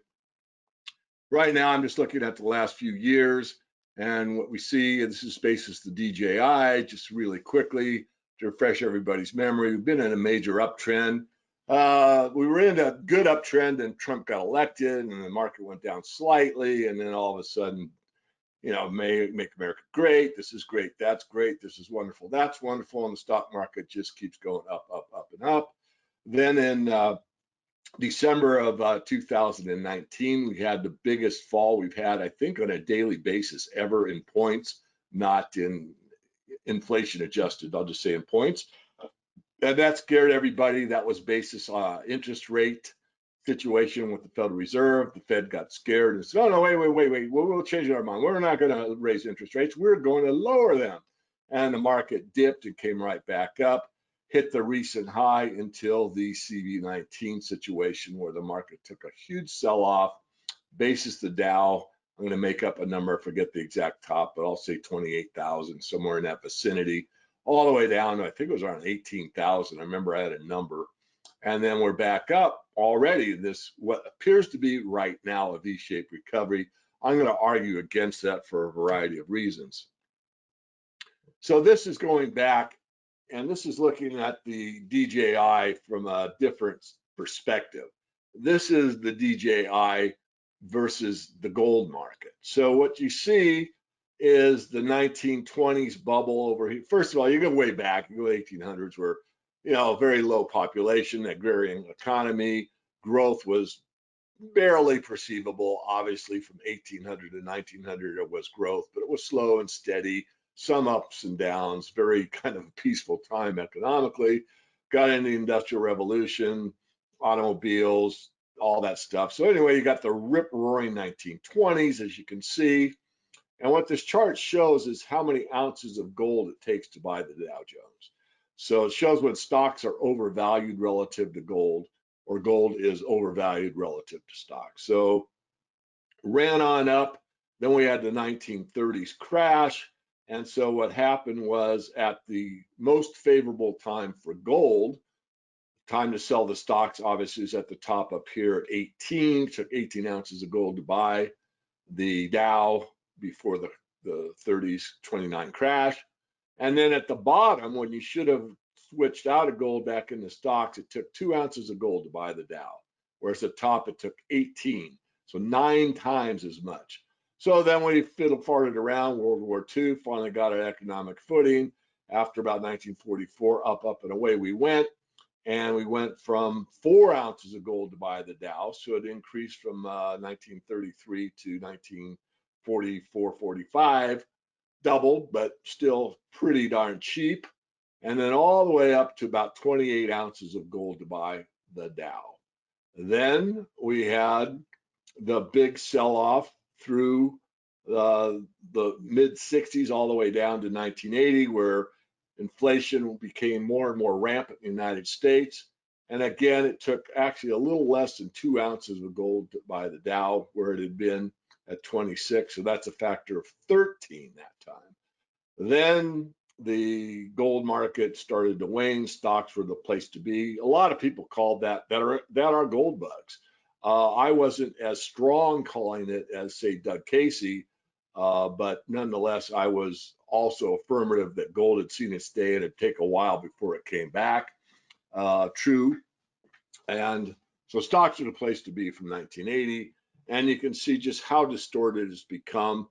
This is primarily due to being off the gold standard and printing money like crazy. So it's been all the way up to 44. And right now it's actually at 15. I just did the math last night for this lecture or this update. So The red arrow's a little bit off. It's really up here at 15, but it was at 42. So you can see the trend is actually favoring gold, even though if you didn't know this chart, you might not think about it. You might think, well, you know, gold's at 17, 1800, but the Dow, man, it's come all the way back and blah, blah, blah, blah, blah, blah. But you got to focus on the trend, just like the lady that was speaking before me. And these are long-term trends. I do more macro stuff than short-term, although I do both. So moving on, some of the headlines I read you a moment ago, I'm just going to throw up here real quick to just kind of revivify your memory. IMF set to slash economic forecasts and warns of a crisis unlike anything the world has seen. The CV-19 will turn the state pension problem into a fiscal crisis. So many of these pension funds run by the states are insolvent. They cannot meet the commitments that they have made to the retirees, the pensioners, and that's a big problem. This is from Zero Hedge. I often quote them: no V-shaped recovery. Cargo vessel calls plunge at Singapore port to 3-decade low. This is a really good economic monitor, because ships with goods moving across the ocean is a fact. And if you know what that fact is, you know if the economy is expanding or contracting. It is contracting. So something that very few in my domain are talking about, and that's food. I do want to emphasize it for everybody's benefit, because all of these concerns are also opportunities. There's two sides to every coin. So let's look at this briefly. Food shortages, a decrepit economy, and now the coronavirus, harder times ahead for Cuba. So if you read that, you'd think, well, geez, that's too bad. This is out of the Miami Herald, and poor Cuba, they're going to have a hard time. In fact, they may even have a food problem. But that's a microcosm of the bigger picture, which I will explain here as I move forward. Now, here's another one. Food shortage lose ahead in Africa because of locust invasion. If you're not aware of this, I suggest you actually take a few minutes in your search engine and type in locust invasion worldwide and see what is going on, because these things are at biblical quantities and they're not in one place. They're moving all over the place, and it's causing devastation to the foodstuffs in many areas of the world, not just Africa. And then where I really wanted to get to is it's really a global problem. This is straight from Bloomberg. I'm not making it up. This is a fact. You can look it up yourself.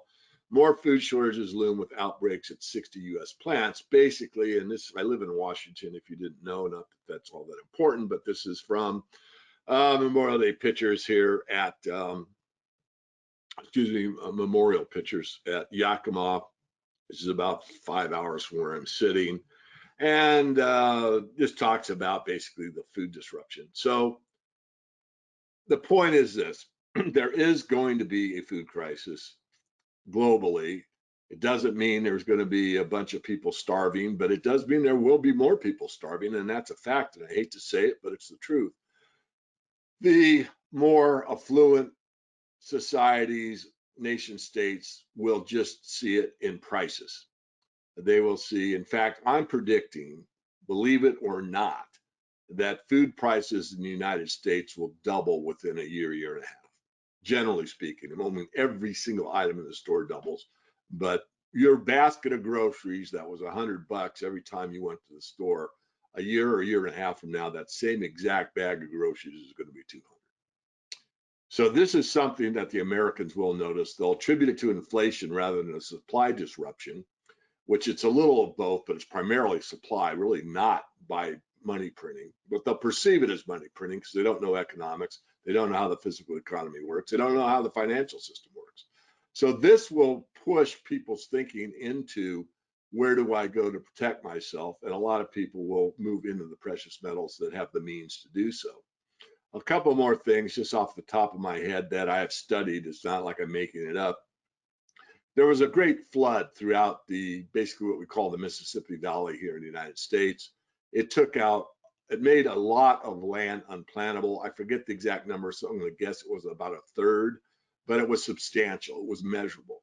On top of that, the subset that hardly anyone knows about, unless you did a deep dive such as myself, is during that flood, not only did it disrupt the planting season, it also took out some, not all, silos of stored food. So the grain that was stored for feed for animals, for animal husbandry, was soaked, wet, and unusable. Couldn't use it. Done, gone, disappeared.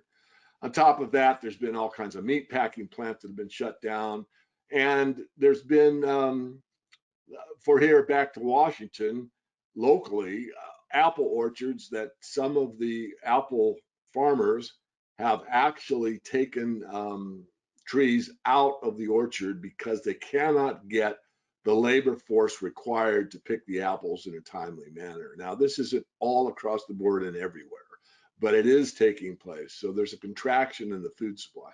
So where's the opportunity? The opportunity is look at the food stocks and determine, the best ones. One that I gave out to my subscribers because I was asked, how can we hedge this or prepare for it, or, make sure that that we have something invested that will take care of the increased food costs when we go to the grocery store. ADM, I'm not like super, I'm I'm a bit odd. Anna knows it, Jack knows it, but I eat organic as much as I can, and that's not all the time, and I still eat fast food, blah blah. Don't make this too much about me. The point is, I'm not a real fan of the corporate farming model, but nonetheless, ADM is probably a very safe bet. Conglomerate, does everything in the food industry. There are others, you can look them up, and I'll be writing about it more in the Morgan Report. So precious metals, I think I'm going to so on the precious metals, I need to share my screen. So let me just go, so let me escape from this and bring up a browser. In fact, I thought I had this all set, but I guess not. So I will bring up a browser page. I will go to goldsilver.com. And I want to look at the gold price. And I don't know why it's not enlarging. There we go. Maybe that's it. There we go. All right. So here we go with the gold price for the last 3 months. And I want to go back a little further. First of all, I'm going to go to all and take the big picture. So here we are. Gold's bull market started in 2000 back here at about 252. It doesn't show that number here, but that's where it was. And we had kind of a stealth bull market going up to about 2006, where it went from about 250 to 500. So it doubled between 2000 and 2006. Not bad. You look at the compound interest rate, it's pretty significant just by holding something that didn't produce any interest. Can if you write options, but that's another lecture. Anyway, so there we went. From 2006, we went up, got up to about 900. Then we had this pullback to about 730. And then from that point, we really started to accelerate. And we got all the way up to about 1900, September 2011. From that point until now, we've really been in this huge cup formation, which those that are technical know that the most powerful formation technically is a cup and handle. So we have a cup here that's been etched out over about a 6-year time frame. And whether or not we're going to see this channel continue as it is now, and this is the handle right now at a different scale, could be. It certainly is a handle. It's only about 3 months long. Is it, as long as it's going to be, I don't know. I actually think the gold market is going to be coming down somewhat over the next few months. It's usually very weak in the summer. Well, I should say very weak, weaker in the summer. Just to review real quick, gold was going anti-stock market. It was usually January is a very seasonality positive month for gold. Went up, did well. Then we got sympathy with the stock market sell-off. Gold just got, I would say got creamed, but certainly a substantial decrease. Scared a lot of people since the mining stocks are multiples of gold itself, meaning their beta is far greater, like about 3. a lot of people that were new to the gold stock market or gold stocks were extremely upset and scared and everything else. I said, just hold. If you haven't put it in a stop, which I teach, go ahead and hold. And then lo and behold, it came right back up, and now we're doing well. And some of the stocks that were very low here, and some people had the guts to buy in this range, have already done quite well. Some average down here. If anyone did what I told them to from my membership base, none of them sold. So hopefully none of them did. Some are making new highs. Some haven't recovered all the way, but generally speaking, the indexes are. So now we're just flattened out. So let's take a real quick look at a couple more things. And by the way, please type in questions. I always try to leave about 5 minutes or so at the end for everybody that wants to ask a question. So this is the gold silver ratio. How many ounces of silver does it take to buy an ounce of gold? Got to a 5,500 year high at around, according to this chart from Mike Maloney, about 122. I think I calculated about 125, but it's never been over 100 in 5,500 years until March 2020, where it went to, let's just round it up to 125. It's back down from there to 100, which is still an extremely large favor to silver, meaning silver is undervalued relative to gold, but it's holding steady there, and I expect that it will. I don't expect to see it go down to 80 until we break out of that channel for gold. I've been talking about it, called it a handle. It's a channel formation. I call it an indecision pattern. It could break up or down. I think it's going to go down slightly. I'm looking for about a 1680 to 1640 print on the continuous contract. We'll see. So I do want to just talk a little bit about what we do here at the Morgan Report. And whoops, see if I can get back to the presentation. There we are. So let me go real quick here. We've been through all of this.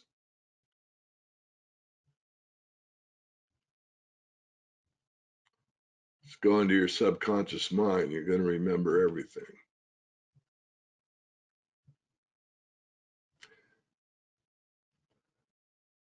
So I really am passionate about what I do, and I do specialize in the resource sector, not just precious metals, but also all of the metals that you're familiar with, the base metals, lead, zinc, copper, lithium, cobalt, coal, you name it, I follow it.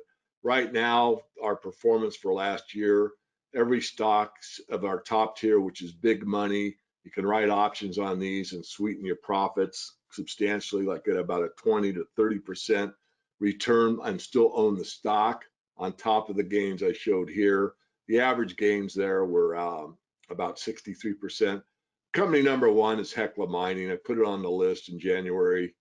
I put it on the list before January 1st, 2019. It was actually up 30%, but I put it on hold. So every time that the report goes out, I have basically a buy, sell, hold, or a buy, strong buy, extremely strong buy, or sell or hold, whatever. So anyway, it's been on hold, so I didn't feel it was fair to put a 30% on there, because in the report it had been on hold for quite some time. So there's the performance last year. That's the front page of the Morgan Report. This is one I want people that are willing to speculate. This is one of my favorite speculations. I just got off a phone call with the CEO yesterday, and this company just keeps getting better and better and better, and no one really knows the story. In fact, it's one of those situations where it's too good to be true. It can't be that good. On the top right-hand corner, that's what you're getting from a ton of gold in a very high grade, these days high grade, not in days gone by, gold mine. And the bottom one is what you get from a ton of electronic waste. And basically, we're talking printed circuit boards out of a computer. And I think everybody in this audience can figure out how many computers they've been through in their lifetime, and how many are, are being, turned in today or thrown in the landfill or whatever, and a new laptop's coming to them, or they're going to buy a secondary one or whatever. So it's a very lucrative business.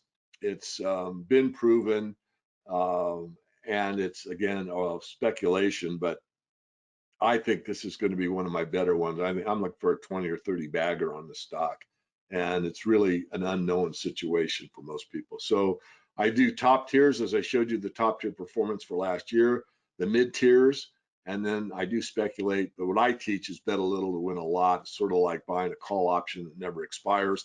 If and only if the company does what their mission statement states, then we can actually add to our position on the way up. Not too many people talk about that. This isn't that advanced for this audience, but nonetheless, so many people do round trips in the stock market. They buy a stock for 10 bucks, goes up to 50, they hold it and watch it go all the way back down to 10. Never do that. I, again, doubt anyone in this audience does, but there are novice investors out there. We wrote this book, David Smith and myself, Second Chance: How to Make and Keep Big Money from the Coming Gold and Silver Shockwave. We are going to update it. There's a couple chapters in there that really need to be updated. They will be. We'll have it reprinted. I just got a reprint on this, the Silver Manifesto, my work on the Bible of Silver. It's available at thesilvermanifesto.com, and those prices are wrong. I had to up the prices. This is an old slide from previous, but you can go to thesilvermanifesto.com and purchase it over the internet. Don't buy it on Amazon, because I'm not supplying it to Amazon anymore. So the used copies are selling for $175. In fact, I had a guy came up to me at the one of the main conferences. He paid $225 for the book, which is a complete ripoff. One of the earliest entries I had into being recognized as a silver analyst, silver expert, whatever. I'm in this global investor rule book for the 10 rules of silver investing. I do have a YouTube account. I do have a Twitter account, but the best place to go really is themorganreport.com. Get on our free newsletter. It's absolutely free. All the interviews I do that are allowed to come out to the public, I provide, and I do a weekly podcast. So I know I'm right on time. Anna, let me turn it back over to you, see if we have maybe one question. If not, I'll be happy to sign off. David, you have an extra 15 minutes. Oh, okay, good. Well, that is my error for not remembering it was 45 minutes, so that's fine. I certainly can show you a lot of stuff. So let me escape from this, and let me show my screen again.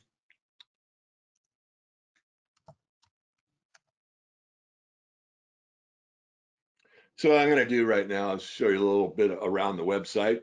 So first of all, I suggest you come to the landing page of morganreport.com. Over here on the right side, just give me a first name and an email. It is a double opt-in, which means you will get an email that says, yes, I want this email, and click it through. Once it's verified on our server, then you'll be on the free list. So first thing I'd like to point out is the amount of work I do for free. I don't get paid for it. I think it's a public service. I think it's important that people know the financial system and what's wrong, as I showed in that pyramid. So the best place to come 2 or 3 times a week is the blog. So obviously just click the blog, brings you to this page, and you have my most recent work right over here. Usually there's a thumbnail. Most of these are audios, some are videos, and you usually get a pretty good idea of what they are based on the title. Obviously, Strategic Silver Supply. This is one that I just did with Mike Maloney, who Mike and I have known each other for years, and that's one that talks about an unknown catalyst for moving the silver market. This one over here on the right is an advertisement. It's called OwnX. This is only available to US and Canadians. And I know we have a worldwide audience here, but if you click through, I built this, well, with my webmaster. He and I built it to explain the program but there's huge premiums on silver, especially, and gold right now. And with this program, you buy pretty close to the spot price. The most you'll pay is 6% over spot. So it's all explained here. And then if you go ahead and click there, you're going to get this kind of in your face, and you're going to, you can read their page here, which explains it a little bit. Mine, I think, does a lot better job of explaining it. Start right here. When you get that in your face, you just sign up with your name, your email, and a couple other questions. It does not commit you at all. All it does is put you on their mailing list, which you can, opt out of anytime you want. So just because you're starting, all you're really doing is just making a placeholder. So there's that. The one below it is, I call it Beat the Bankers. This is an option strategy that I'm an affiliate of. It's some gentleman out of London. They use the Keltner curve and primarily use the SLV and the GLD. An excellent way if you have a significant position in the metals, gold, silver, one or the other or both, to earn income, to cash flow that physical investment. It's rather pricey, but it's worth it. Most people that join it have been happy. I've only had one person that has come on board and didn't like it. And upon further investigation, I was determined they weren't really following the trades. So it's hard to, do well if you're not following the trades. So there's that. It's endorsed by me. I use it. I like it. As I said, almost everybody that's involved. Oh, what I wanted to say is, it is rather pricey, I will say that. But once you've been there for a year, you have learned enough to do it on your own from that point on. So it's as much a educational service that is a trading service. I call it trading/education service. So those are two things that I want you to be aware of on the blog that may be useful to you if you want to get involved in the physical silver market and or get involved in the derivatives market, either to trade or to hedge.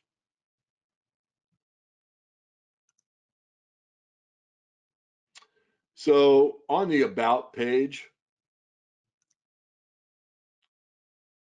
there is this movie I talked about last time, this Four Horsemen movie. This is a good refresher for what this lecture is today. And this lecture today was basically the global outlook. This is a documentary. You can get it from this page, or you can just type in Four Horsemen film. There are other films called Four Horsemen, so it might be a bit confusing. But if you type in Four Horsemen film and you get this logo with a man in a suit with a horse's head, you know you've come to the right place. It's an hour and a half long. It's very much worthwhile looking at this movie as a refresher for yourself, or more importantly, if you have a family member, a colleague, a parent, a grandparent, an uncle, somebody that's totally overcommitted in one investment class and hasn't hedged in the metals. It's a good way to let the movie do the talking, let them observe it, and usually the light bulb goes on in almost all cases about how the financial system really works and what the problems are with it going forward with this massive amount of printing done by the banking elite. And so I highly recommend it. The cost is right, it's free. On the consultations, this is something that it's $500 an hour. But for this group, if you want to consult with me and you are watching this video, Anna, would it be okay if they email you and you forward to me and I will cut it in half? I'll give you an hour consultation for $250. Can we do that? Absolutely. Okay, so this is anything. I mean, I'm not just a precious metals guy, which is my focus. It's what I spend most of my time on. But I've been investing in the markets since I was 16 years old. I started investing at that age. I was so fascinated by markets and how they work that I actually pestered my dad, and there was a stipulation that you didn't have to be an adult if your parent would sign something called the Uniform Gift to Minors Act, which he did, and allowed me to open up a stock account at that age and start trading, and actually start trading the DJI at that age. So I have a pretty vast knowledge of markets and implementations thereof. I mean, what I do with options, 85% of the time the options right or wins and the options buyer loses. There's exceptions, obviously, but you know, the house odds being 85 to 15 are pretty good. So that's why, going back to what I showed you our performance was last year, I really like the idea that you can write covered calls and what I call rent your stock for 1 month, 2 months, 3 months, 6 months, capture a huge premium because the betas on gold stocks is the highest in any industry, and still hold your stock. And if you get called out, you still made money because you wrote the call probably at strike or above where you bought it. And so you have a profit. It just isn't the absolute best profit. But most of these things refer to the mean. Again, going back to that option strategy with the SLV and GLD, beat the bankers. If you look at the Keltner curve, and it will come back within that parameter, you can buy back the stock and start the process all over again, especially if you do what I teach, which means you don't own one gold stock. You own about 3 of the top tier, a couple of the mid tiers, and then on the speculative side, I teach bet a little to win a lot, like that e-waste company that's, you know, just kicking it as far as the amount of gold they get per ton versus a very highly rated gold mine. But that still is, it's a proven technology, but it's not a known company. So until the company becomes kind of a household word, it's going to be a penny stock, and then it's going to become a $1 stock, and then a $4 stock, and it could be, from my calculation, a $20 stock. And right now it's sitting at about 80 cents. So that's an opportunity. But you want to be careful with these things. I've been around the penny stock world, again, most of my life, because so many gold stocks are nothing more than moose pasture with the name gold on them and a big story behind it. Most of them are just that, moose pasture. You'd be better off bypassing that altogether. They're not investments or speculations, they're rank speculation. So if you follow my work, I try to separate the wheat from the chaff and ferret out kind of the noise and nonsense that unfortunately the gold sector attracts, and focus on, you know, real situations with real merit. So I think I'm getting pretty close to the end, Anna, and I know we've probably got about 5 or 6 minutes left. I would just like to call out again to the audience, if there's anyone out there that has a question, that is fine, and if not, I will just keep going. So I don't see any coming in, and Anna, you can interrupt me if you need to. So I'm just going to go to the subscribe button here. There's a video here you can watch.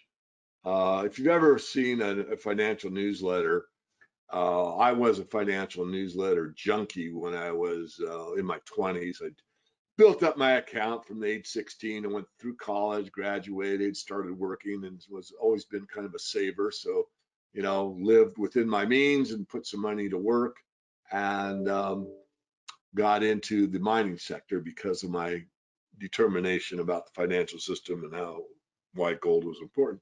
Anyway, going on to what we do for our members, we've looked at everything, as I said before: rare earths, lithium. The model portfolio, as I said before, top tier, mid tier, and speculations. And then this is the key here, really. I think that most services at this price point do not give you. You get to look over my shoulder. When I make a trade, I put up the screen, I do it on Camtasia, I put up the chart, I draw lines on the chart, and I have a very specific way to trade that's so simple and so elegant that most people say that's too easy. After 4 decades of trying almost everything out there, and I've forgotten some of these technical indicators, and I at one time probably can name almost all of them. I just got back, resettled, found out when I traded the best. What did I do? Anyway, I basically settled on a system that works very, very consistently. Does it work 100% of the time? No, none of these do. But my system is let the market determine if we enter a trade or not. Similar to the woman that spoke before me, it's got to hit a certain threshold. If it hits that threshold, since I position trade and don't day trade, I have the Morgan rule. It's got to hit that level, maintain that level 3 days in a row, and be on above average volume. Everything in the market moves on volume. If there's a lot of volume, a lot of buying, and the stock goes up, that's a lot of buying pressure. There's a lot of selling and stock goes down, it's a lot of selling pressure. So you have to be aware of that, which is easy to determine. So I do look at some of the other technical indicators from time to time, but mostly it's the chart pattern and what the situation is, be it the bond market. By the way, look at the bonds, look at the US dollar, look at stocks, the general indexes only. You look at specific stocks in the newsletter, but if I trade, I would be trading something like the SPOOs. It's up or down. Updates and alerts, everything now is instant. We send it by email.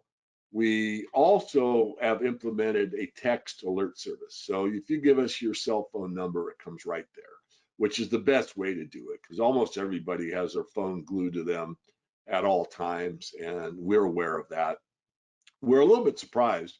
Of our membership base, we only have about 30% that have actually opted in to have the text service. It does cost us. We didn't increase the price of the report. We just, swallowed the cost. It's not all that much. It is, it does drop our bottom line, but so what? That's fine. It's a better service for you, the investor.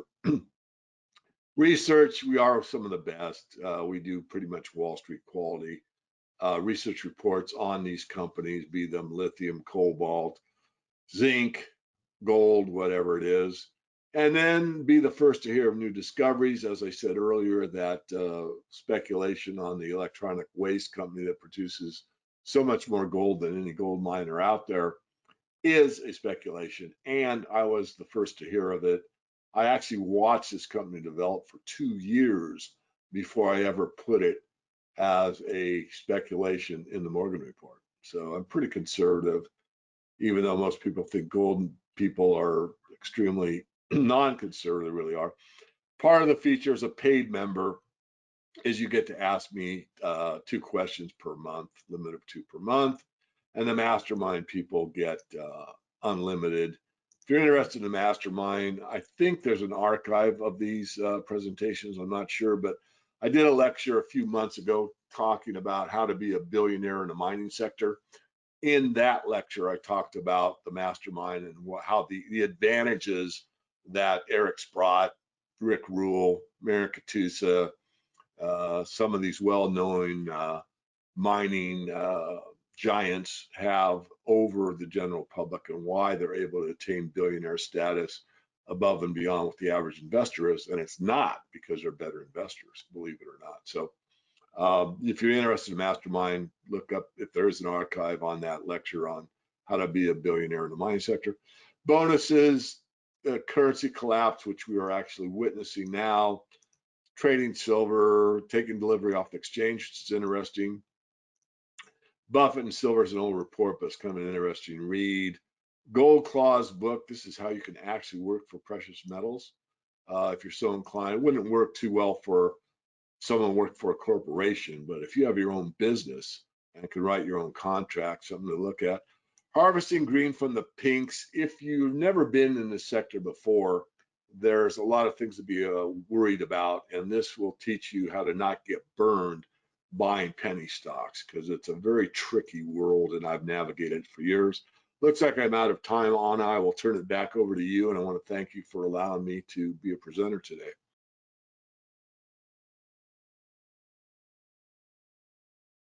You all, I'm sorry we had a new roof put on, and in the process it caused some damage, so there's a worker here, so you might hear some noise in the background today.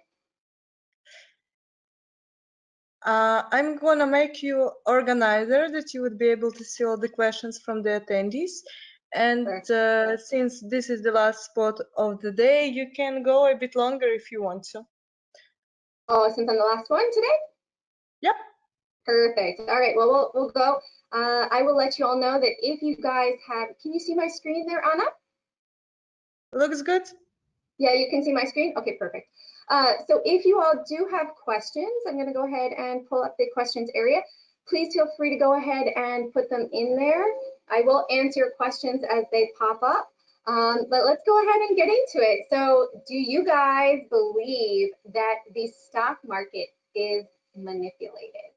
I am a firm believer. It took me a while before I really started to believe it. You know, I was super skeptical, but let me tell you, I definitely am a believer now. Let me see if I can shut down this screen so it gets, there we go, that's better. It's not a big glare. All right, so let's get into it. First of all, this presentation is for educational purposes. So please go ahead and do your own due diligence prior to trading. I used to have my Series 7 20 years ago, but it's no longer current. So please know that there are varying degrees of risk in trading all sorts of securities instruments, and that no past performance is indicative of future performance. All right. If you guys are new to following me, I am pretty much everywhere accessible. On Twitter, on Instagram, YouTube, LinkedIn, Facebook, and my website, cjandtrade.com. And if you guys ever have any questions, I am accessible. I will go ahead and try to answer them as quickly as possible. I am a mom of 2 at home in quarantine. Luckily, they are sleeping now, so they might wake up and come and bother me. But I'll try to go ahead and organize this so that we don't have any interruptions. But you guys are always welcome to reach out to me. I'm very accessible and happy to help. I really have the mentality that it is us retail traders against the really big guys and the market manipulators who run those algos that really go ahead and control the market. So how I came to trading was really, I started off as a little kid at the breakfast table. My parents were there and they were reading the Wall Street Journal, and went ahead and I started asking questions. What's a PE? What is a high? What's a low? And I was learning about stocks as a little kid at the breakfast table with the Wall Street Journal. Well, it's much different today. And so I learned the value investing, that long-term buy and hold, let your money grow, just park it, and over time it's going to grow as the market is bullish over time, with money constantly being poured in from 401ks and IRAs and everything like that. So much like we saw, it pulled back in February and then it's surged up again. We've come back about 75% from that point. So long-term investing, definitely a way to go. However, I wanted to be much more hands-on now. My second job out of college, I went to college in Memphis, Tennessee, originally from Washington, D.C., a bigger city. And once I graduated, I thought, you know what, I want to be in a bigger city. So I moved to Atlanta. I started working with Solomon Smith Barney, and I got my Series 7 there. And then .com bubble crashed. I took my first ever layoff, and I went to culinary school in Europe. Didn't look back. Then my second layoff in life brought me back to the trading world. New immigrant to Canada, 8 months pregnant, laid off by reduction of workforce in a union job. And so I was just out the door. And I thought, what am I going to do? Well, I had a great trade. I turned 25,000 into 250,000 in 9 months. Swing trading it. And so I thought, yeah, you know what? I can do this, but I need to be more hands-on. So I started off, I was scalping originally. Then I was really intraday trading the gappers. And now I do a bit more of just intraday and swing trading. Seeing those large gaps tend to happen more on a swing trade, so you can have that bigger gain with that gap. And then the daily range tends to be smaller. Yes, we have some amazing days, but the swing trading can really be super profitable.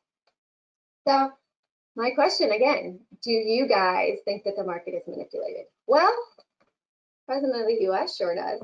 When the so-called rich guys speak negatively about the market, you must always remember that some are betting big against it and make a lot of money if it goes down.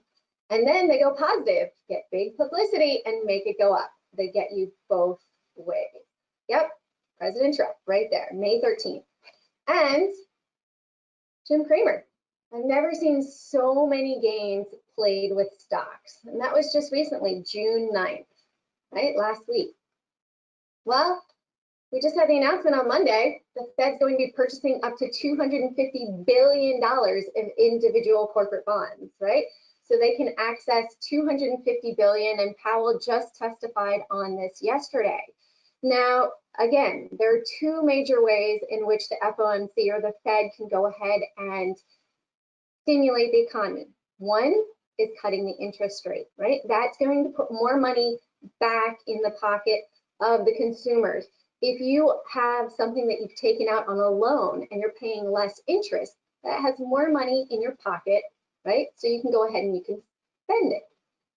Same thing, the other way, second way, is to go ahead and buy federally backed securities. So we've brought the interest rate so low, 0.25%, that now they're entertaining the thoughts of potentially negative interest rates, right? He's not sure about that right at the moment, saying he's seen it over in Europe and there's no concrete evidence, looking more at working on the yield curve potentially rather than just going negative rates and using that other tool of buying federally backed securities. So again, what happens when the Fed buys these securities? Simplistically, if the security is, say, a car, you have a car, and I'm going to go ahead and buy that car from you. Well, I'm going to give you money. That money, you can go out and spend it on something else.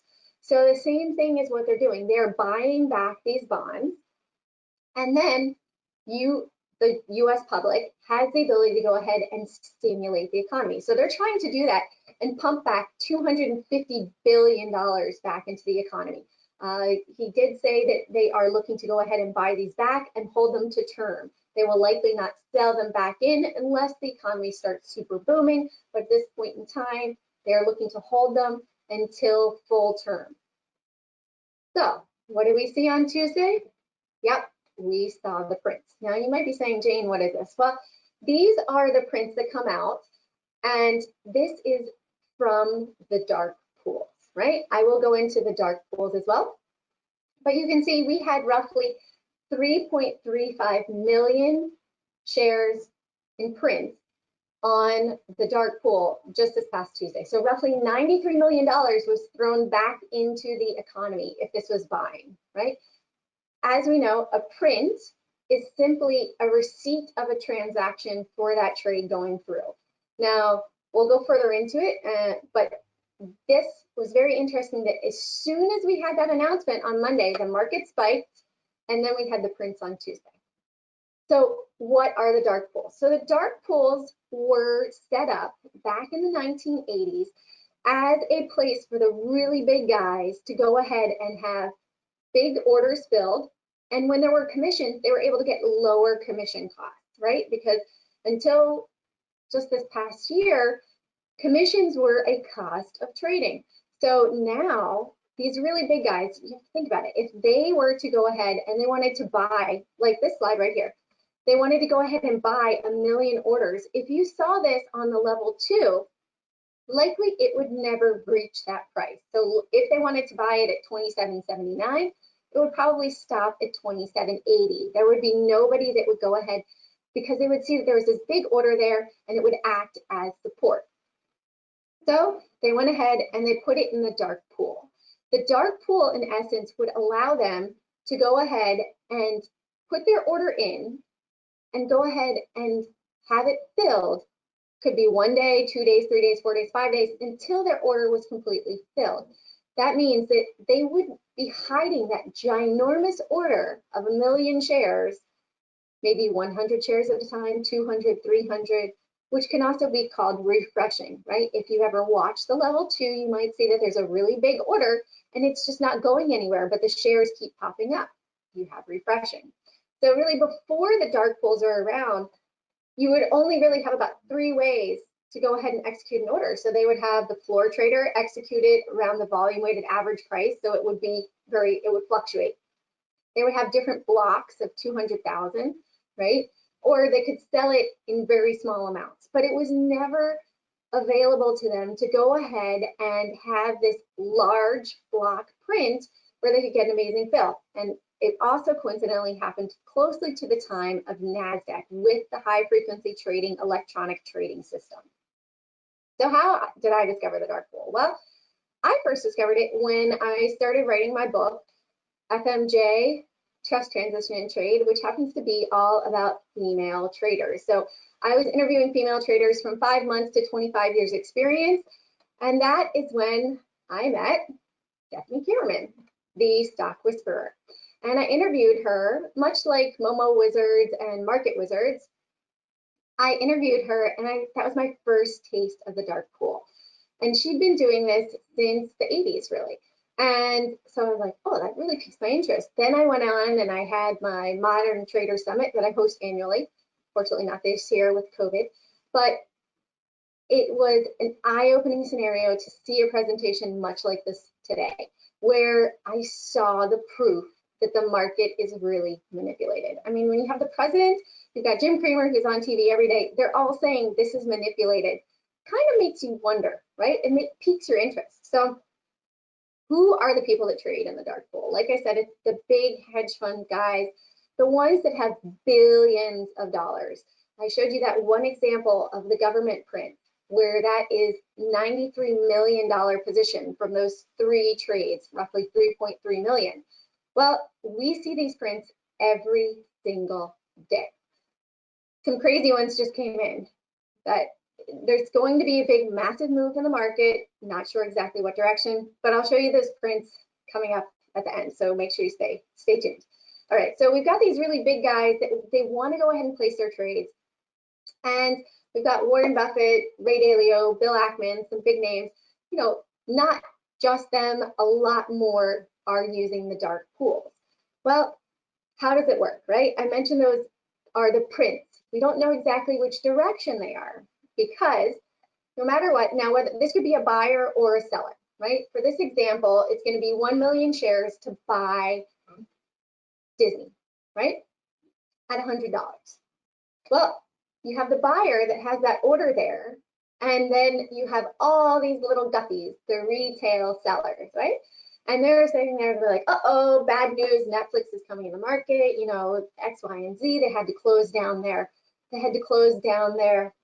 parks, so we're gonna go ahead and sell our shares. Well, when we see a 1 million print, we know there's always one big whale, and then there's lots of little guppies on the other side of that. Those are many times the retail traders, right? And then these guys that have that big print are looking for a big move. They're not looking for 20, 30, 40 cents. They're looking for a couple dollar range movement, sometimes even 10, 15. You know, if we're looking at one on Tesla, it could be a $200 move. So you always have a big fish, that whale, on one side, and then you have lots of little guppies on the other side. Now, sometimes people say, well, Jane, do you see this on other markets, or do you see this on futures or Forex? We see this on the securities, the US Securities Exchange. It doesn't mean that it doesn't happen elsewhere. It's just that's what we have access to, is seeing it on the US securities. Can you go ahead and trade futures off of this information? Sure, you definitely can. Okay. I'm looking to see if there's a question. No, I thought there was a question. How come? Where would I go to learn about the dark pool? How come? I will tell you that. It's going to come at the end, right? I'm going to show you everywhere where I do work. I help educate people about the dark pools. Just did a presentation today talking about, we also put it for people that want to learn how to trade, as well as learn how to trade around the dark pool. So we don't take anything for granted, make sure everybody has a great foundation at once. So I was talking about swing trading versus day trading, PDT role today, really help you to educate. All right, moving forward, where do we track the dark pools? Well, we get to see where the big guys are laying their position, right? And why do we track it? We want to go ahead and follow these really big prints. You want to go to sleep with the prints on your back, right? So if they were selling, you want those prints above you. If they were buying, you want those prints below you, right? Now, I've got this chart up. You're like, Jane, great. Here we had the SPY all the way at the bottom, 2018. And coincidentally, Barron's also put out, hey, the end of NASDAQ, the run is over. Yep, that's what they said. And then up here, this market cannot stop, right? Why do you think they were saying that, right? they have to use that reverse psychology to go ahead and get the retail trader to do just the opposite of what they want. All the news saying this market's going to continue forever. We actually had Fed Kester from Texas today saying it's going to take a lot longer for the market, or excuse me, it's going to take a lot longer for the economy to go ahead and see the levels that it had back in February. So kind of a negative sentiment being put out. But when we see negative, many times like back here, we see positive print, right? These prints came in, we had 12.2 million on December 24th of 2018, 26.9 million on December 26th. And then we surged up, right? We surged all the way up to January of 2020. Mid-January 2020, we started to see some sell prints, right? 21 million, 18 million, 11 million on the 17th, 20th, and 21st. And then that was 16.9 million. Why was it pertinent? Because then we pulled back. You guys saw that. Again, end of February, we're up at the top. Look at this, 55 million. Where are we in relation to this right now? Are we above that 55 million way back in February? Right? They're done with that print for the moment. And then February 27th, 311.56. Hold on, let me go ahead and see. Right now, where are we on the SPY? Trying to pull it right here. 311.73. We're above these two areas for right now. So knowing that kind of changes your perspective, right? You see, wow, the big guys, they laid their groundwork back in February before they dropped the market with 75 million shares. Let's do that really quickly. 75 million shares. Well, let's do 20 times 311 would be $622 million, right? And then 55 times 297, $16.33 billion, right? To give you an example of the size and power that comes from these prints. You guys know what happened after this, right? We went forward and we had a big drop, right? We saw the prints here, it pulled back, hit this trend line. Saw the prints here, pulled back, hit this trend line, right? We saw them laying the prints. We saw it coming. We weren't sure whether it was buying or selling at that time, but very shortly after, once we broke below the levels right here, yep, you better believe we were bearish and we were ready. Well, come March 17th, right back here, we came down and we hit 296. What did we see? Excuse me, even lower. This is March 17th. Look at all of these prints we saw. Well, as soon as we held above it, what do we think that is? We're above those prints. Yep, bullish, right? We saw them buying. Now, of course, the news at that time was not positive. So it's best to go ahead, trade with earmuffs. When you're a J trader or a trader in general, being technically tied to the chart is going to give you profit. You follow follow the charts and the prints in our case, and stay on the right side of the prints, and you will profit. Do not get greedy. If you put on a strangle in relation to these prints with options, you might say, what the heck is that? I'll explain that a little bit. Go ahead and just add to the right side.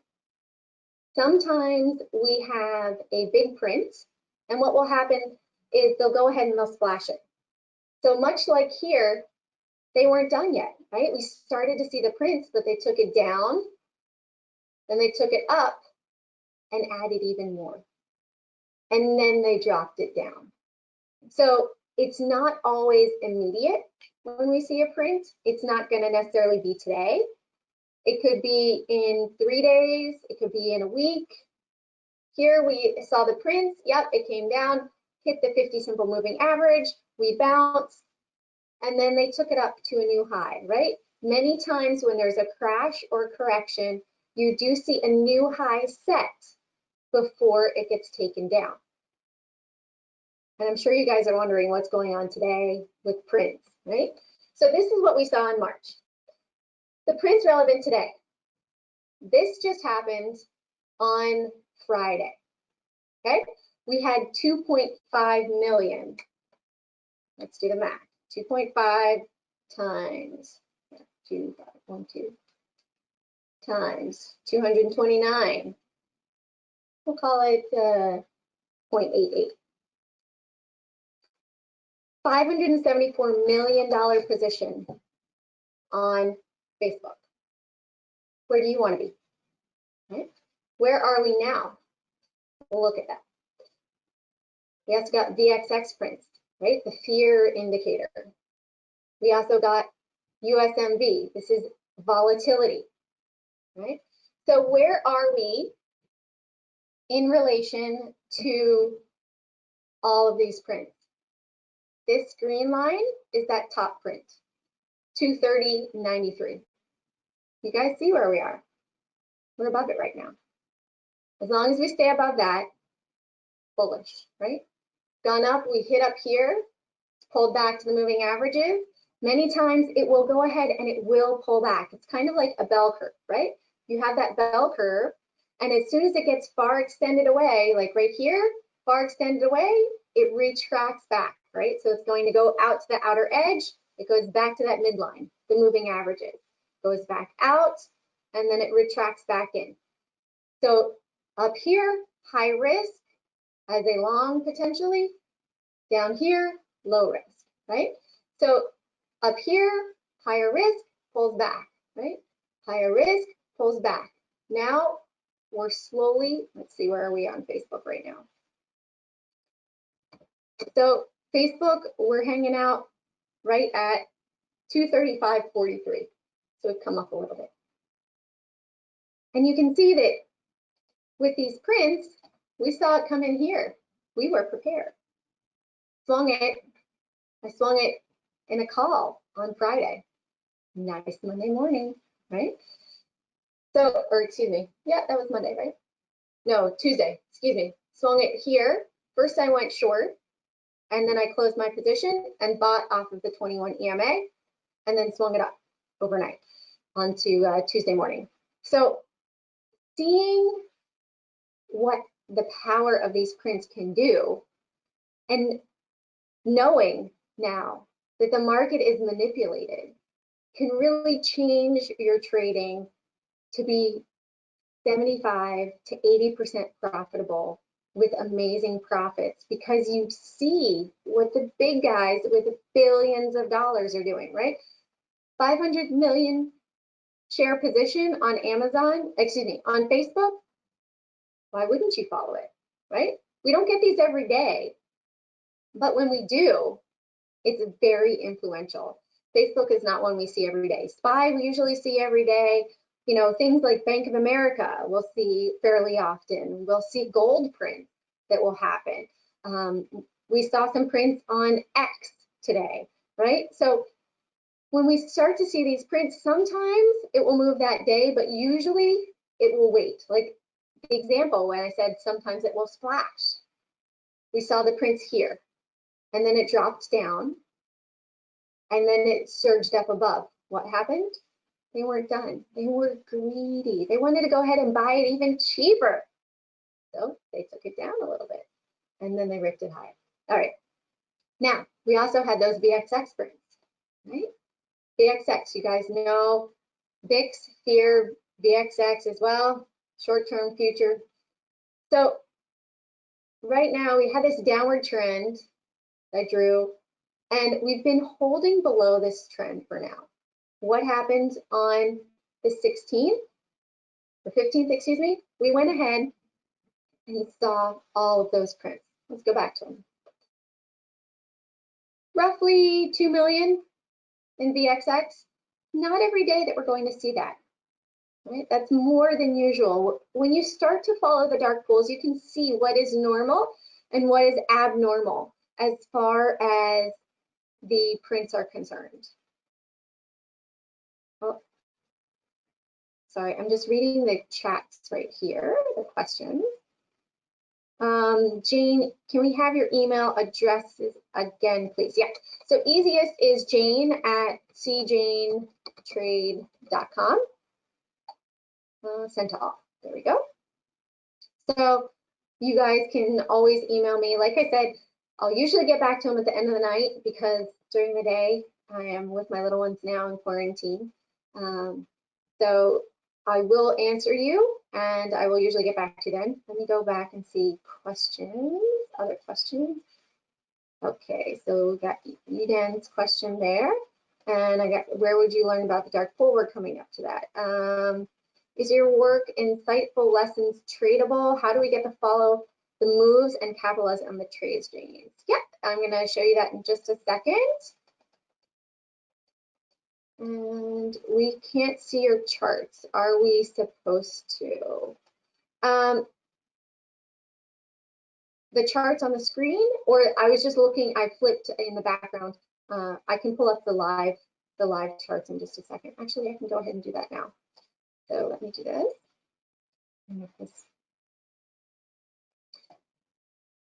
Probably actually easier.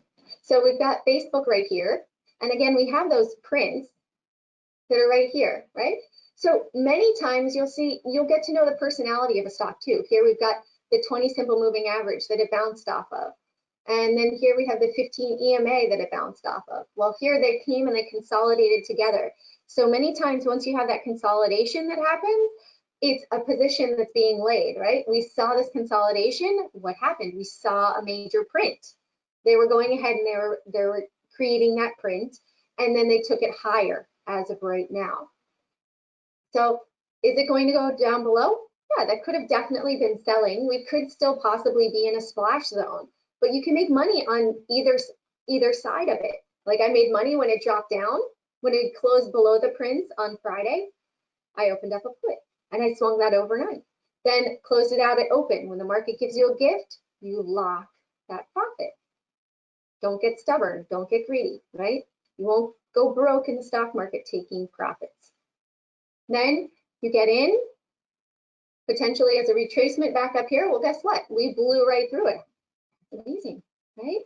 We went ahead and we blew above those levels. I'm bullish, right? I'm not, no thinking, right? We're above the prints. These big guys have taken it up above those prints. We splashed below it.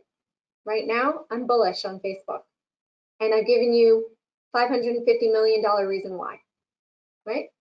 Well, let's go look at that VXX print, right? VXX, I hit VXC, excuse me.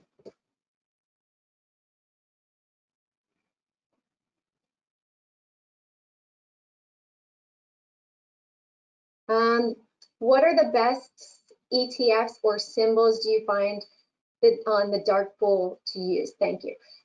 So with the dark pool, they are the ones that choose, right? We really go ahead and we follow it. It's also going to depend. Sometimes they will be sneaky. Sometimes they'll be sneaky in the sense that maybe it's an insider. I need no information about earnings, right? Maybe it could be something like an insider from Verizon. Just an example, no concrete evidence here. That maybe it's an insider from Verizon. They know what's going to happen potentially with 5G. So maybe they're going to go ahead and they're going to buy XLC, the communications ETF, because Verizon is a big holding of that.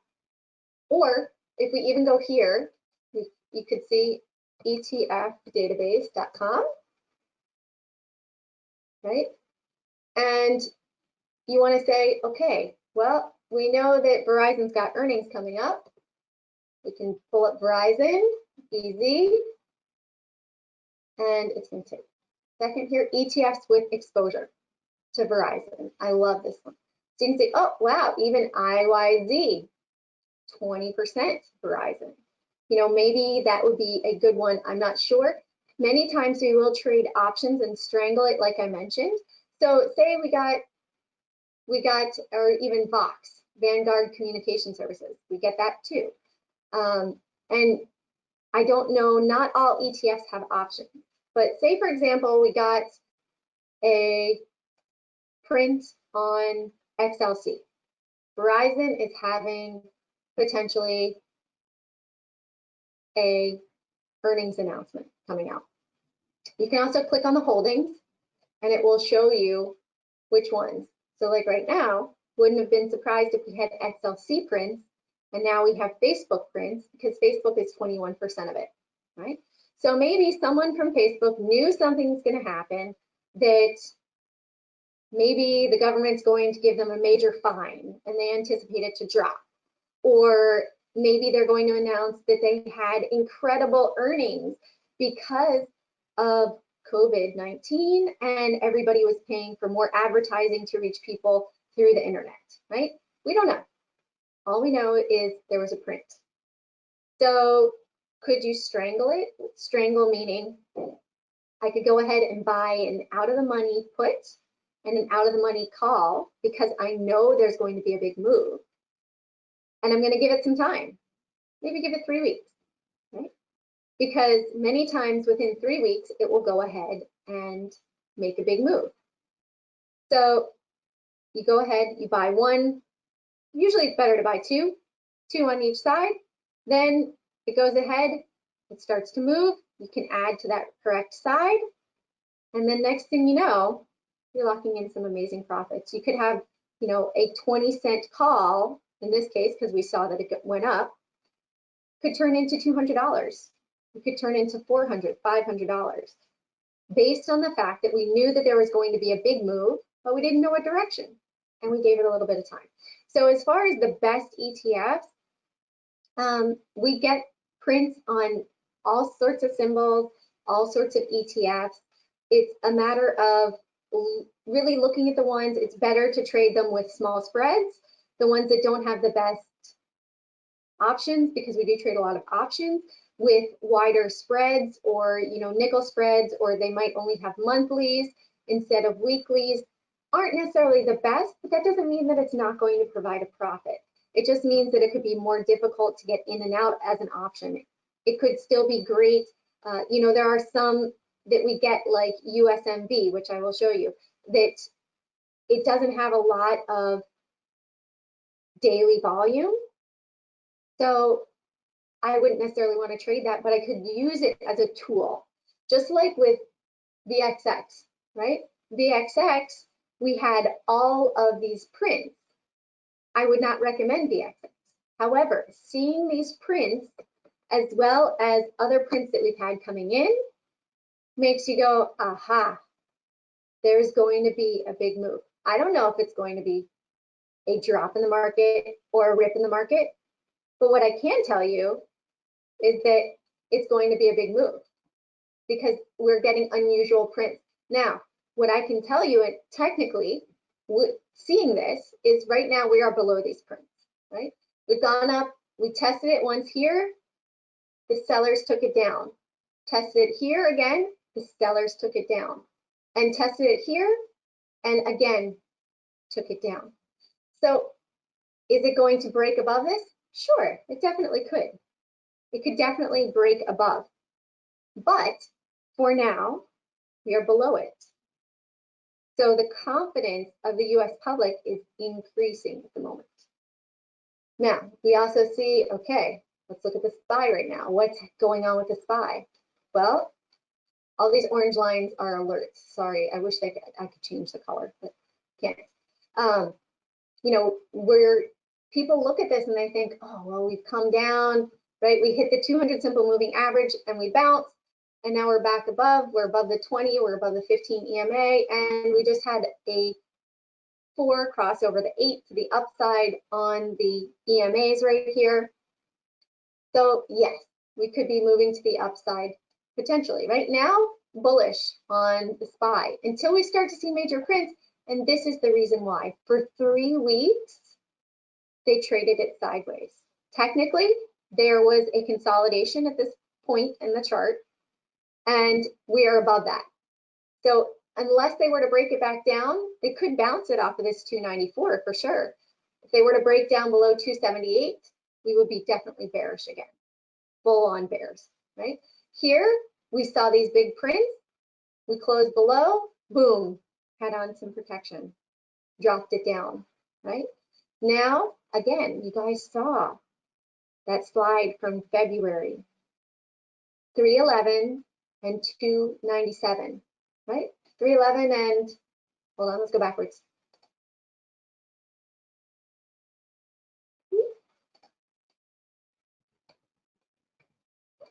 Yeah, 297 and 311. So, oh, I want to go to my chart. Looking for my chart in the slides. It's not going to work. Okay.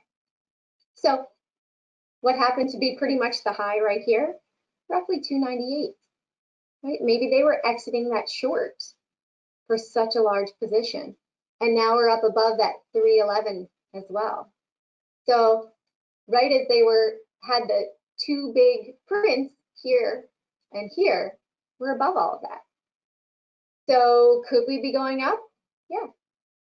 The news and the economy from what everybody's talking about is awful. However, the market is irrational. The market is always going to be irrational, and it will stay longer. It will stay irrational longer than you can stay solvent as a short. So we could have a massive melt up. We could go back and we could say, look, we're going to have a massive melt up. We're going to test 325, potentially 340. Come on up here. We might even go up to 360 before we start to see earnings season take it down. There's no guarantees, but as long as we are above major prints, we have to be bullish. When we go below, we have to be bearish.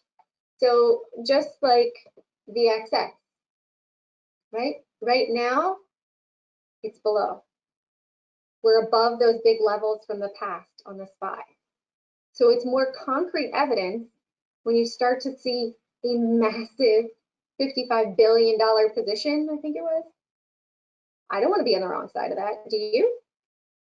We also have, what is it, USMV?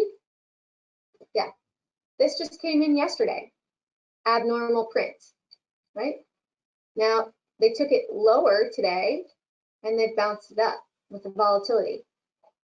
So this is very similar chart to the SPY, right?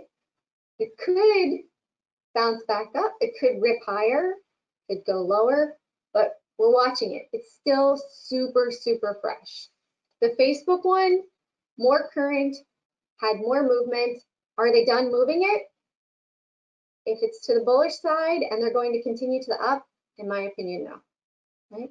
And when we start to see big prints on Microsoft and Apple, let's go right over here. SPY holdings, right? These are the top holdings. So when we start to see Microsoft, Apple, Amazon, we usually don't get million share prints on Amazon, but except for maybe when Bezos is selling and he might already have a Form 4 set up. But coincidentally, he sold in February, and what happened to the market? Right? So we see the prints, and then 3 days later, usually the Form 4 comes out.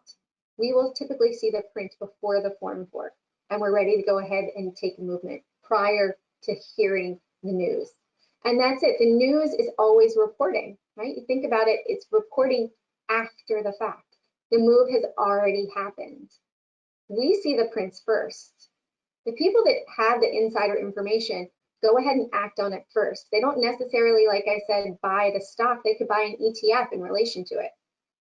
Or they might tell, hey, you know, maybe Bezos has told something to his new lover, hey, honey, guess what? This is what's going on. We're going to acquire this company now. This is going to boost the stock. Maybe you buy some options, right?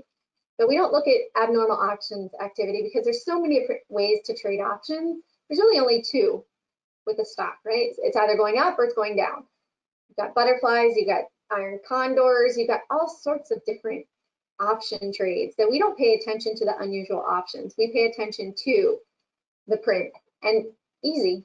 Try to keep it really easy, simple. Bullish above, bearish below. Okay, let me go back here. All right, so we've had the charts. Now, how can you guys trade around the dark pools? I know you guys have had this question. I'm finally getting to it for you, right? Well, newer traders, if you're newer to trading or you want to trade around the dark pool, you can come to the trading pit. And that is going to be at the dark pools Right? So you can come there, or if you feel like you might have learned how to trade properly around them with the presentation today, you could do a little bit of self-study. You could play around with it. I would suggest paper trading first because it is a newer strategy. And if it doesn't work, come on over to the training pit with the dark pool app, the trading app. And then there's also the dark pool 70 live hour trading boot camp that happens every quarter. I have to update this. The next one's actually August 3rd. You can see this one just passed. So August 3rd is going to be the next one. It's the first week is full 35 hours intense day trading. And then the second week is 35 hours intense swing trading with 1 week off in between because it's so intense and so much information. You could go in as a brand new trader and come out, still need to practice, but you'll have all the tools you need to be profitable, especially profitable trading around the dark pools. And then finally, the final step, if you choose to, is joining the Java Pit after being a boot camp graduate, which is where I am every single day. And I also teach twice a week in the training pit as well. So let me see if we have some more questions. When will the webinar actually begin? Is trading at extreme high PEs any concern? We don't really use that. So, oh, it looks like maybe I have old questions that I'm going to. And do you see any?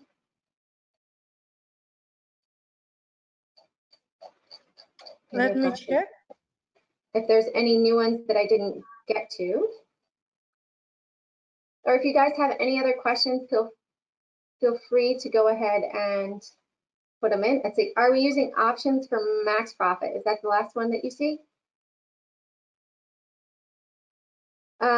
Armando, as far as you could trade equities for sure, it's just that you can have such amazing returns with the options that you could have, you could have a $20 option, like I said, turn into 400, and you're not having to put that capital at risk. So looking at it, you want to go ahead and minimize that risk first, right?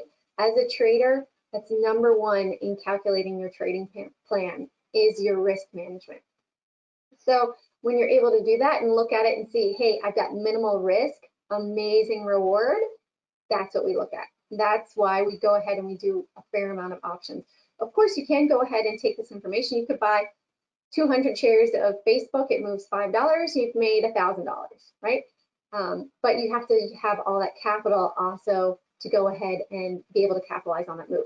We also see it on lower price stocks. Like I said, we saw it on X today. So you could go ahead and trade it with a lower price stock and buy more shares. I'm just putting that up so you guys can see my contact information if you guys ever want to reach out or you have any questions. Also, on my website, I do a daily watch list as well. And if you use Investor, you will get 20% off my daily watch list. So Investor promo code at cjandtrade.com. There we go. So if you guys want my watch list as well, it's not solely based around the dark pool. However, some stocks, they are basically the gappers and it is more for day trading. Sometimes you could use it for a swing trade.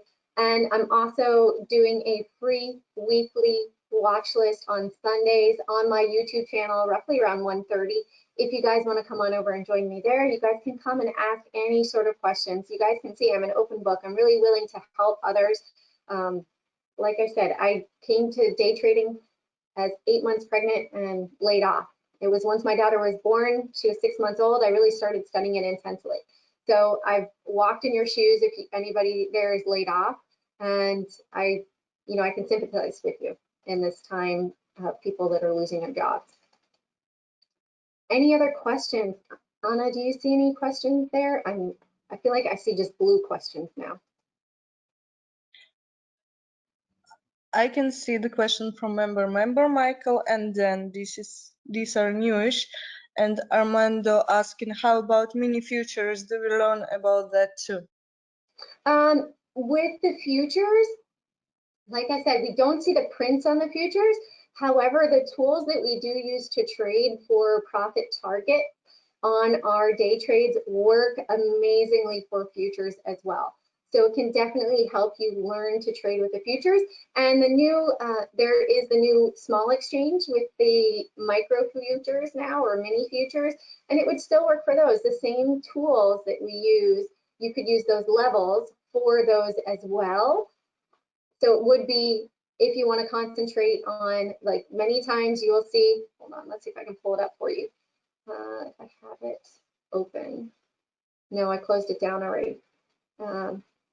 I did have the whispers for today, where we also get our daily whispers for stock whispers of the different levels to look for, the different targets, and you're able to go ahead and see, hey, this is a great place to go ahead and take profit. Why? Because many times computers are set up to buy or sell on that level, and you can go ahead, you could exit part of your position there. Go ahead and lock that profit so that you're able to go ahead and stay in the trade. As we like to say, you don't have exititis. If you go ahead and you take profit on 75%, let that last quarter go. Put a stop back at entry. Many times it'll make more money than that original 75%. And you're not exiting the trade 100%. So you are still happy if it's moving, but you're not losing in the process. The next question would be, what percentage of trading capital do you put at risk on a trade? You know what? It's going to be very, very minimal, because most of the trades that we are setting up are going to be like an options trade that's usually $30 to $40 per option, and that can easily flip right over. You make 100% profit in a day, or you can practice with very, very little, or practice on paper first. So sometimes we'll be getting into options that are 10, 11 cents, and it turns into $100, $200. It depends on that particular option strike that you're looking at, how far out and how big the move is. But you can do it with very small costs or very small capital input. And then once that capital starts to grow, you can start growing your position sizes.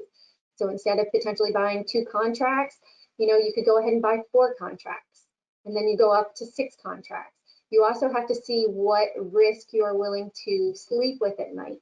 What, if it goes against you, it's going to look like a bigger loss because it's a larger number of contracts, equal to roughly 600 shares versus 200 shares.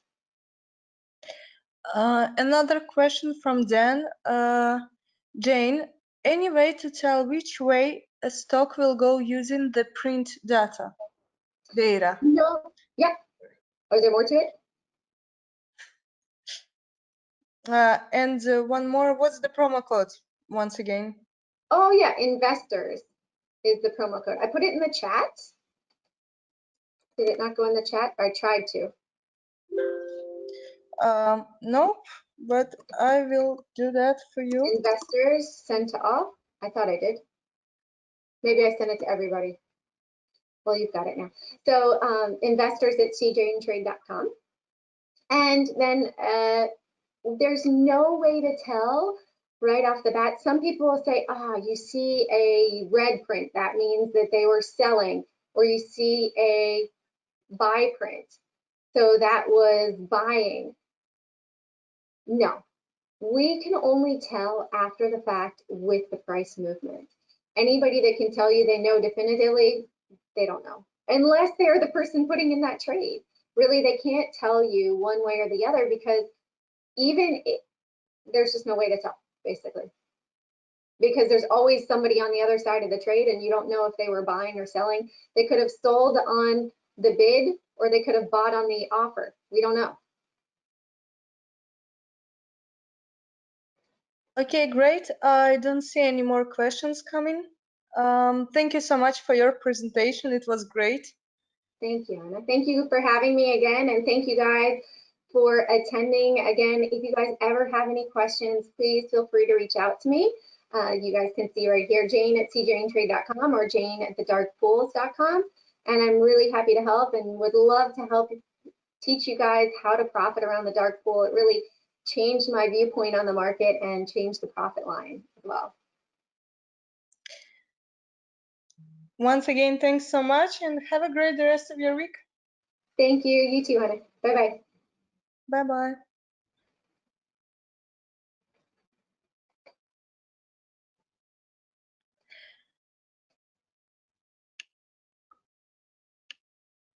Thanks so much to everyone who attended today's show. Don't miss our next event on June 25th. Follow us on Instagram, InvestorExpos, to find out more about our upcoming events.